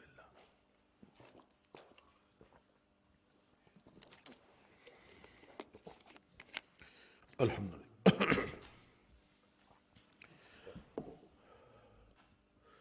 تو اس صورت کا جو مرکزی مضمون ہے وہ یہ ہے کہ قرآن کی نشانیاں اور کائنات کی نشانیاں، ان پر غور و فکر کرو. اللہ اکبر. تاکہ تمہیں آخرت کی تفہیم حاصل ہو جائے. اور یہ بات میں پہلے عرض کر چکا ہوں، اس کو سمجھ لیجئے. قرآن کی نشانیاں اور کائنات کی نشانیوں سے کیا مراد ہے؟ ایک وہ نشانیاں ہیں جو ارد گرد پھیلی ہوئی کائنات میں ہیں، جس کو ہم کہتے ہیں آفاق و انفس کی نشانی. ایک وہ نشانیاں جو قرآن میں بیان ہوئی ہیں، یعنی قرآن کے فقروں اور جملوں کو فقرے اور جملے نہیں کہا گیا، حالانکہ جملہ بھی عربی زبان کا لفظ ہے اور فقرہ بھی عربی زبان کا لفظ ہے. نہ ان کو فقرہ کہا گیا نہ ان کو جملہ کہا گیا، حالانکہ جملے اور فقرے ہیں. ان کو کیا کہا گیا؟ آیات. یہ آیات ہیں. آیت کا مطلب ہوتا ہے نشانی. تو یہ ساری نشانیاں ہیں اللہ تعالیٰ کی قدرت کی، اللہ کی توحید کی. یہ ساری نشانیاں ہیں.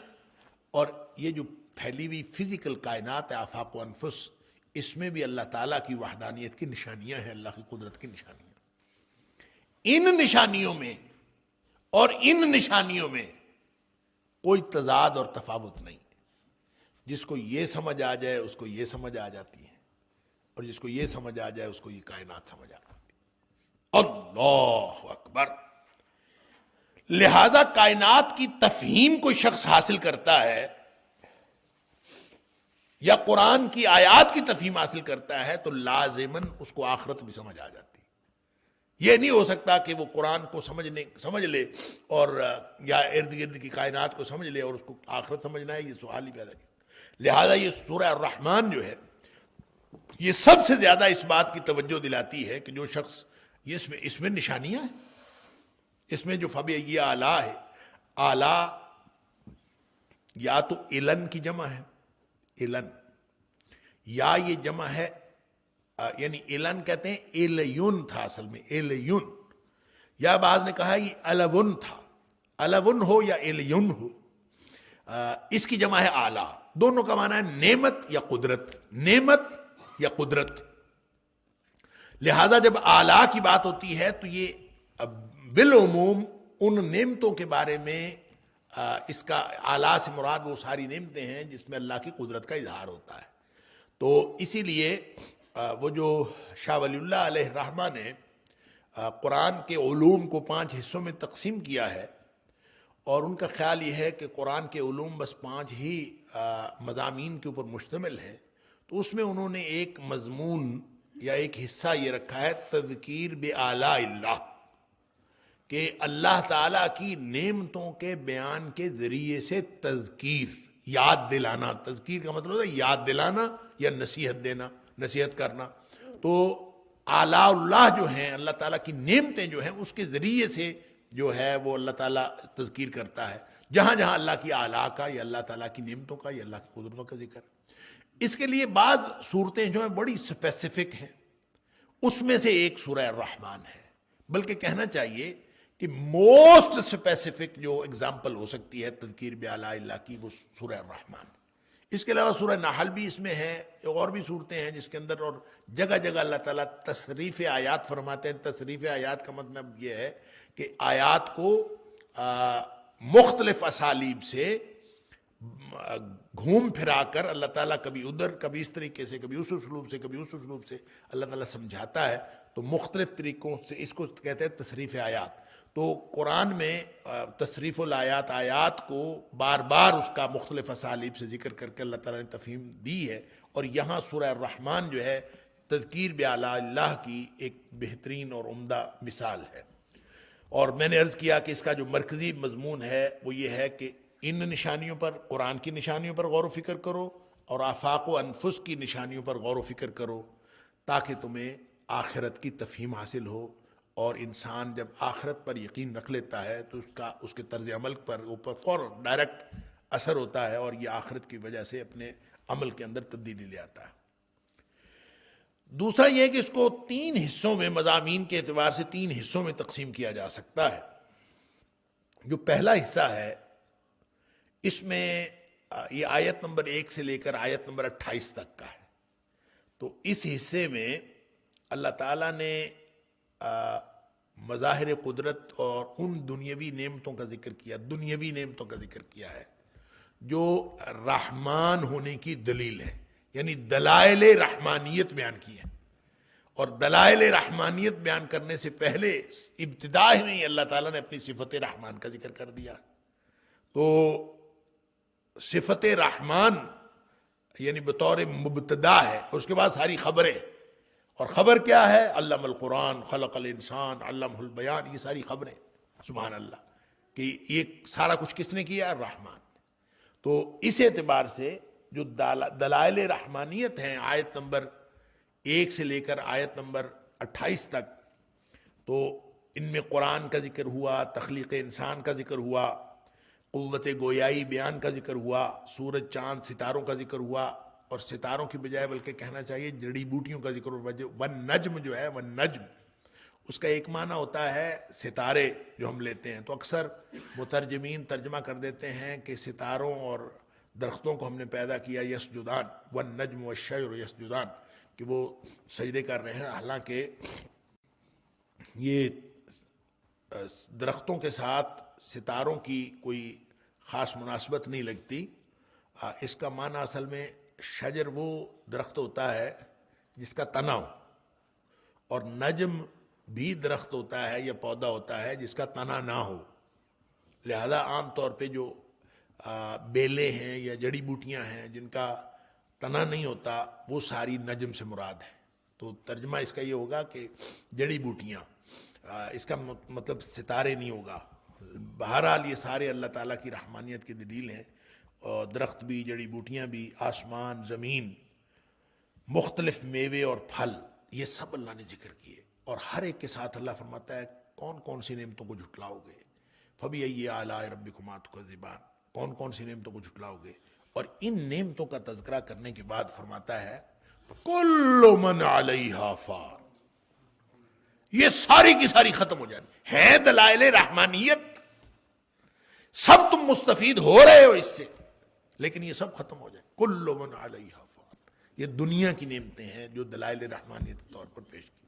دوسرا حصہ جو ہے آیت نمبر 29 سے آیت نمبر 45 تک، اس حصے میں قیامت کا ذکر ہے، مجرمین کا ذکر ہے، اللہ اکبر، جزا و سزا کا ذکر ہے، اور اس میں خاص طور پر یعرف المجرمون بسیماہم، اللہ تعالیٰ معاف فرمائے۔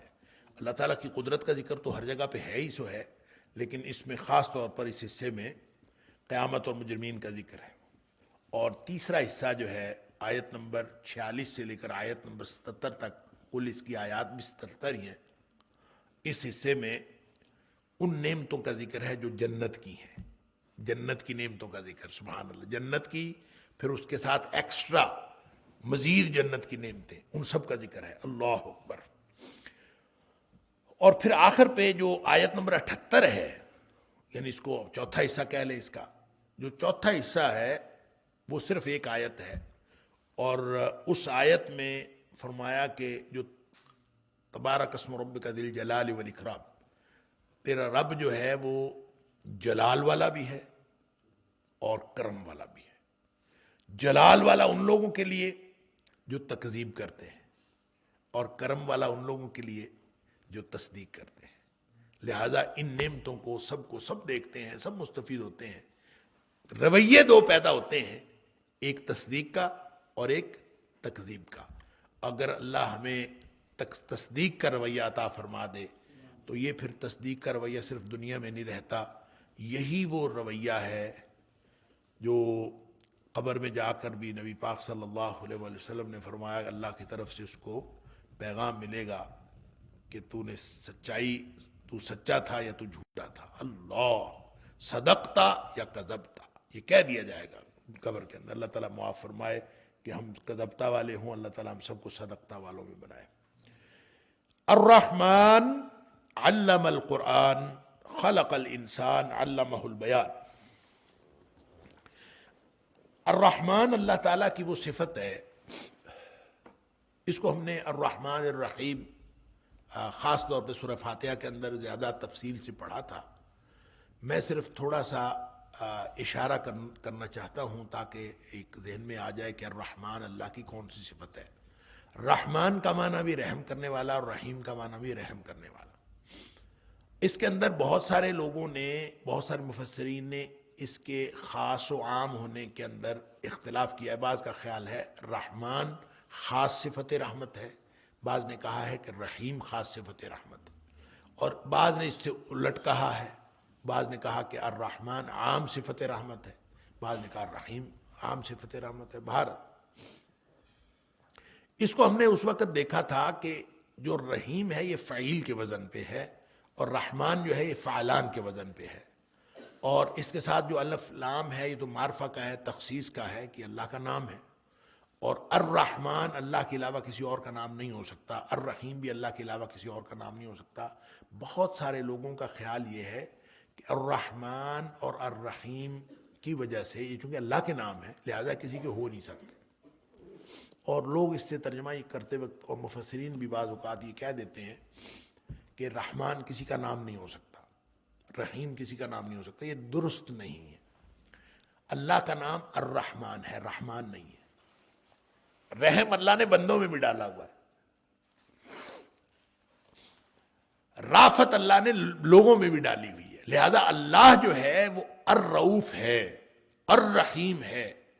الف لام کے ساتھ اللہ کا نام استعمال کیا ہی نہیں جا سکتا جب تک اس کے ساتھ عبد نہ لگایا جائے۔ عبد لگا کے آپ اپنے نام کے ساتھ لگا سکتے ہیں، لیکن جو ال کے بغیر ہوگا، الف لام کے بغیر ہوگا تو وہ کسی کا نام ہو سکتا ہے۔ اس کی میں دلیل لیتا ہوں تاریخ سے، وہ یہ ہے کہ اللہ کا نام ہے العلی، اللہ کا نام ہے العلی، لہذا کسی نے اگر العلی استعمال کرنا ہے تو وہ ہمیشہ عبد کے ساتھ ہوگا، اور نام رکھنا پڑے گا عبد العلی، اور آپ عبد العلی ہی کہہ سکتے ہیں، آپ کسی کو العلی نہیں کہہ سکتے۔ البتہ کسی کا نام علی ہو سکتا ہے، جیسے حضرت علی رضی اللہ تعالیٰ عنہ کا نام، تو علی نام ہو سکتا ہے، العلی نہیں ہو سکتا۔ تو اس کا مطلب ہے الرحمن کسی کا نام نہیں ہو سکتا، رحمان تو ہو سکتا، کسی کا نام القادر نہیں ہو سکتا، قادر تو ہو سکتا ہے، کسی کا نام الرحیم نہیں ہو سکتا، رحیم تو ہو سکتا ہے۔ لہذا جب کبھی یہ اللہ میں تخصیص کے ساتھ آئیں گے، وہ اللہ کی صفت ہے، اور اللہ کی صفت کبھی بھی انسانوں کے نام کے ساتھ استعمال ہوگی تو اس کے شروع میں عبد آئے گا۔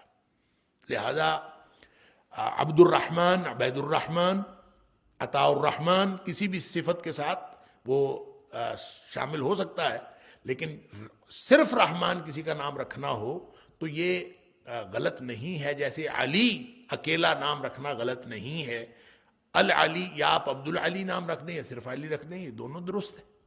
تو اسی طرح یہ بھی نام رکھنے میں کوئی حرج نہیں ہے اگر ال کے ساتھ نہ ہو، ال کے ساتھ ہے تو صرف اللہ کا، الرحمن صرف اللہ۔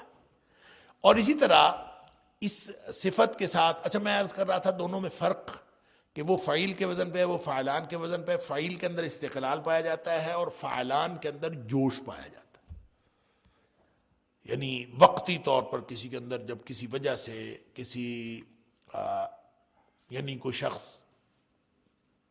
جب تھکا ہوا ہوتا ہے تو اس کو کہتے ہیں تعبان، بڑا تھکا ہوا، اور کسی کو بہت پیاس لگی وہ کہتا ہے عطشان، بہت پیاس لگی بھی الا ھذا القیاس۔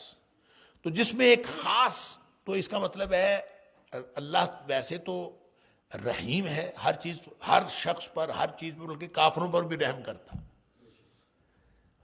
اور نبی پاک صلی اللہ علیہ وسلم نے فرمایا کہ اللہ تعالیٰ نے رحمت کے 100 حصے کیے ہیں، اور ان میں سے ایک حصہ دنیا پر نازل فرمایا ہے، اور اپنے پاس 99 حصے اپنے پاس رکھے ہیں، اور قیامت والے دن وہ 99 حصے اللہ تعالیٰ اہل ایمان کے لیے مکمل فرما دے گا۔ اور دنیا میں جتنی رحمتیں ہو رہی ہیں، جتنے ماں باپ بچوں کے پر رحم شفقت کرتے ہیں، چاہے وہ انسانوں کے ماں باپ ہوں، چاہے وہ جانوروں کی مائیں ہوں، جتنے رحم کے آپ مظاہر دیکھتے ہیں صرف اللہ کی رحمت کے 100ویں حصے کے سبب میں۔ اور رہ گئی قیامت والے دن اللہ تعالیٰ کا، وہ جو قیامت والے دن ہوگا تو وہ جو اللہ تعالیٰ لوگوں پر شفقت فرمائے گا اور رحمت فرمائے گا، وہ اللہ تعالیٰ کی صفت رحمانیت ہوگی یا صفت رحیمیت ہوگی۔ میں نے پہلے بھی عرض کیا کہ اس کے اندر اختلاف ہے کہ وہ خاص جو اہل ایمان پر ہوگی وہ رحیم ہوگی یا رحمان ہوگی۔ لیکن جب ہم یہ دیکھتے ہیں کہ رحیم ایک مستقل صفت ہے اور جو رحمان ہے اس کے اندر ایک وقتی جوش ہے کہ اللہ تعالیٰ کسی وقت کسی کے اوپر کوئی رحمت فرما دے، تو اللہ تعالیٰ نے یہ جو دنیا کے بارے میں جتنی نعمتیں بتائی ہیں اور اس کے بارے میں فرمایا الرحمن، تو اس کا مطلب ہے رحمان دنیا میں بھی عطا کرتا ہے اور رحمان آخرت میں بھی عطا کرتا ہے، کیونکہ قرآن میں آتا ہے رحمان الدنیا والآخرہ، اللہ تعالیٰ دنیا اور آخرت کا رحمان ہے۔ تو دنیا کا بھی رحمان ہے اور آخرت کا بھی رحمان ہے۔ تو دنیا میں اللہ تعالیٰ نے چیزیں دی تو ہیں، عطا تو فرمائی ہیں، لیکن وہ ختم کر دیتا ہے جب اللہ تعالیٰ دیکھتا ہے کہ لوگوں کا رویہ درست نہیں ہے، تو پھر ہر چیز ختم ہو جاتی ہے۔ یہاں دنیا میں بھی قیامت آنے سے پہلے بھی ختم ہو جاتی ہے، اور قیامت آنے پر تو کل من علیہا فان، یہ ختم ہو ہی جانی۔ لہذا اللہ تعالیٰ کی صفت رحمانیت کی دلیل ہے باقی ساری چیزیں جو آگے بیان ہوئی ہیں۔ کیا چیزیں ہیں؟ علم القرآن، سب سے پہلی بات کہ اس نے قرآن سکھایا۔ اب یہ اس بات کا جواب بھی ہے کفار مکہ کو جو کہتے تھے کہ نبی کریم صلی اللہ علیہ وآلہ وسلم کو ایک اجمی غلام سکھاتا ہے کہ علمہ بشر، اس کو ایک انسان سکھاتا ہے۔ تو اس کا جواب ہے کہ کوئی انسان نہیں سکھاتا، نبی پاک صلی اللہ علیہ وسلم کا استاد صرف اللہ ہے۔ علمہ القرآن، علم القرآن، اللہ نے نبی پاک صلی اللہ علیہ وسلم کو قرآن سکھایا۔ اور دوسرا یہ کہ رحمان کی جو رحمانیت ہے اس کی جو سب سے بڑی دلیل ہے اور سب سے بڑی جو نعمت ہے وہ قرآن ہے۔ سب سے بڑی نعمت قرآن، سب سے بڑی نعمت کھانا پینا نہیں ہے، سب سے بڑی نعمت زندگی نہیں ہے، سب سے بڑی نعمت انسان کی آسائشیں نہیں ہیں، سب سے بڑی نعمت قرآن ہے۔ علم القرآن، رحمان نے قرآن عطا کیا۔ لہذا ایک تو یہ معنی کہ یہ قرآن رحمان نے سکھایا ہے، اور دوسرا یہ معنی کہ رحمان کی رحمانیت کی دلیل کے طور پر دنیا میں جو کچھ بھی ہے سب سے بڑی نعمت جو ہے وہ قرآن ہے۔ خلق الانسان، مخلوق تو ساری اس نے بنائی، مخلوق ساری اللہ نے بنائی، لیکن فرمایا یہاں فرمایا خلق الانسان، انسان چونکہ اشرف المخلوقات ہے، وَلَقَدْ كَرَّمْنَا بَنِي آدم، ساری جو مخلوقات ہے اس میں اللہ تعالیٰ نے انسان کو، آدم کی اولاد کو تکریم عطا کی ہے۔ اس لیے یہاں انسان کا ذکر ہے کہ انسان کی تخلیق بھی اللہ ہی نے فرمائی، رحمان نے ہی فرمائی۔ علمہ البیان، اچھا یہاں بیان کا مطلب ہے قوت گویائی، بیان کرنا، کہ انسان کو پیدا بھی کیا ہے اور اس کو بولنے والا بھی بنایا ہے۔ سبحان اللہ۔ اِنَّا خَلَقْنَا الْإِنسَانَ مِن نُطْفَةٍ أَمْشَاجٍ نَبْتَلِيهِ فَجَعَلْنَاهُ سَمِيعًا بَصِيرًا، یعنی اوقات اس کی یہ ہے کہ حقیر قطرہ آب سے بنا ہے، لیکن فَجَعَلْنَاهُ سَمِيعًا بَصِيرًا، اس کو ہم نے ایسا دیکھتا چاہتا انسان بنا دیا ہے کہ ہر چیز اس کے اندر سارے اللہ تعالیٰ نے وہ صلاحیتیں رکھ دی ہیں اور شعور بھی رکھ دیا ہے، اس کو حواس خمسہ بھی دے دیے ہیں، سب کچھ اللہ تعالیٰ نے عطا فرمایا ہے۔ تو یہ جو کچھ بیان بولنا جو ہے، قوت گویائی، یہ باقی جو جاندار ہیں زمین پر وہ بھی بول لیتے ہیں، سب کی آواز ہے، سب بولتے ہیں، ان کی بولی ہے، ایک دوسرے کو سمجھاتے بھی ہیں، شاید سمجھتے بھی ہیں، بعض ان کے مالک بھی ان کی سمجھتے ہوں گے، لیکن جس طرح واضح طور پر بیان انسان کرتا ہے کوئی اور جاندار نہیں کرتا، کوئی کر ہی نہیں سکتا، یہ بیان انسان کو سکھایا۔ اچھا اس بیان کو جب ہم قوت گویائی سمجھتے ہیں تو جب واپس ہم اس دوسری آیت پہ چلے جائیں جہاں اللہ نے فرمایا علم القرآن، تو قرآن سے مراد یہ قرآن مجید بھی ہو سکتا ہے اور قرآن سے مراد پڑھنا بھی ہو سکتا ہے. یہ ایسے بیان ہے، ایسے قرآن سے مراد پڑھنا بھی ہوتا ہے. پڑھنا جو ہے وہ یہ اللہ تعالیٰ نے انسان کو ایک صلاحیت دی ہے پڑھنے کی، اور یہ بھی اللہ تعالیٰ کا کرم ہے کہ اللہ نے پڑھنے کی صلاحیت دی ہے. جیسے بیان کی صلاحیت دی ہے، اسی طرح قرآن سے مراد قراءت. فَإِذَا قَرَأْنَاهُ فَاتَّبِعْ قُرْآنَهُ، فرمایا تھا لا تحرک بِهِ لسانك لتعجل به فَإِنَّ عَلَيْنَا جَمْعَهُ وَقُرْآنَهُ.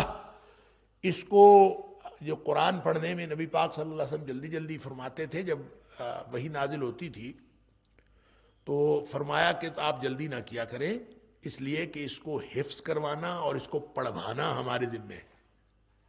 تو جب اللہ کے ذمہ ہے پڑھوانا، تو گویا جس طرح بیان کی صلاحیت دی، اسی طرح انسان کو پڑھنے کی صلاحیت بھی دی. تو یہ وہ صلاحیتیں ہیں جو کسی اور جاندار کو نہیں دی، صرف انسان کو دی. اور قرآن اگر اس سے مراد یہ قرآن ہو تو یہ بھی سب سے بڑی نعمت ہے. تو یہ اس سے مراد یہ دونوں ہو سکتی ہیں، قرآن پڑھنا اور قرآن مجید. اور اسی طرح علمہ البیان، بیان کرنا. الشمس والقمر، یہ بڑی بڑی جو کائنات کے اندر چیزیں ہیں اللہ تعالیٰ نے وہ بیان کی. الشمس والقمر بحسبان. اللہ اکبر. سورج اور چاند کو ایک حساب سے پیدا کیا ہے. یعنی دنیا میں کتنے بڑے بڑے سورج ہیں، کتنے بڑے بڑے سولر سسٹم ہیں، گلیکسیز ہیں، گلیکسیز کے کلسٹرز ہیں، پتہ نہیں کیا کچھ ہے. کائنات کی اتنی بڑی ہے. اور سورج سے اور ان سولر سسٹم کے جتنے بھی سیارے ہیں، ان سے کہیں بڑے نظام ہائے شمسی دنیا میں موجود. لیکن یہ جو شمس اور قمر ہے نا، ان کو خاص حساب سے ایک خاص ایکوریسی کے ساتھ ایک خاص فاصلے پر اس لیے رکھا کہ اس سے انسان جو ہیں اور جاندار جو ہیں سب فائدہ لیتے ہیں. اور اتنے فاصلے پر رکھا، اتنی رفتار کے ساتھ رکھا، اس مدار میں رکھا جس سے انسانوں کو اور زمین والوں کو فائدہ ہوتا ہے. اس کے علاوہ اس نے باقی سارے ستارے سیارے بڑے ہوں، ہمیں تو سائنسدانوں نے بتایا کہ بڑے ہیں، ہمیں تو پتہ ہی نہیں تھا کوئی اس سے بڑے بھی ہیں. ہم تو سورج کو دیکھتے ہیں اور صرف اس کو چاند کو دیکھتے ہیں. ہمارے فائدے کے لیے تو یہی ہے کہ ہم اس چاند سے روشنی حاصل کرتے ہیں اور سورج سے روشنی حاصل کرتے ہیں. اس کے علاوہ تو ہم تو جن چیزوں کو سب سے زیادہ مفید پاتے ہیں اس اجرام فلکی میں سے، اور وہ تو ہمیں سب سے زیادہ چاند اور سورج ہے. باقی ساری کائنات ہے بڑی، بہت بڑی، اور اتنی بڑی کہ اللہ تعالیٰ فرماتا ہے اِنَّا لَمُوسِعُونَ. اس کو ہم وسعت دیتے جاتے ہیں. کائنات بڑی سے بڑی ہوتی چلی جا رہی. سائنسدانوں کو کچھ سمجھ نہیں آ رہی کائنات کا کنارہ کہاں ہے، اس لیے کہ سمجھ آ بھی نہیں سکتی. کائنات بڑھتی جو جا رہی ہے، اب جہاں تک پہنچنے اگلے دن اس سے بھی آگے ہو چکی ہوتی، لہذا اس کے کنارے تک کوئی پہنچ نہیں سکا. اللہ اکبر. تو الشمس والقمر بحسبان، اس کو خاص حساب سے اللہ تعالیٰ نے والقمر قدرناه منازل حتى عاد كالعرجون القديم لا الشمس ينبغي لها ان تدرك القمر ولا الليل سابق النهار وكل في فلك يسبحون. سورج چاند کو اپنے اپنے مدار میں رکھا. کبھی ایسا نہیں ہوتا کہ چاند کا دل کرے میں سورج کے مدار میں چلا جاؤں یا سورج کا دل کرے میں چاند کے مدار میں آ جاؤں، نہیں ہو سکتا. وَكُلٌّ فِي فَلَكٍ يَسْبَحُونَ. سب اپنے اپنے مدار میں گھوم رہے ہیں. کس لیے؟ کہ اللہ نے ان کی ڈیوٹی یہ لگائی ہے. لہٰذا یہ رحمان کی یہ وہ چند صفتیں ہیں جو اللہ تعالیٰ نے ابتدا میں بیان کر دیں. آگے جہاں تک یہ آیت نمبر 28 تک یہ ساری وہ نشانیاں ہیں جو دنیا میں انسان دیکھتا ہے اور انسان اس سے مستفید ہوتے ہیں، ان سب کو رحمان کی رحمانیت کی دلیل کے طور پر پیش کیا ہے. اور اس کے بعد پھر آگے جا کے فرمایا ہے کہ یہ سب تباہ و برباد ہو جانے والا ہے. اور ان سب کو انسان اگر اس کی تفہیم حاصل کر لے ارد گرد کی پھیلی بھی کائنات بھی، تو اس کو اللہ تعالیٰ کی وحدانیت کی کا پتہ بھی مل جاتا ہے اور آخرت کا تصور بھی مل جاتا ہے. اللہ تعالیٰ مجھے اور آپ کو ہم سب کو قرآن سمجھنے اور عمل کرنے کی توفیق عطا فرمائے. وقت ہو گیا. وآخر دعوانا ان الحمد للہ رب العالمین.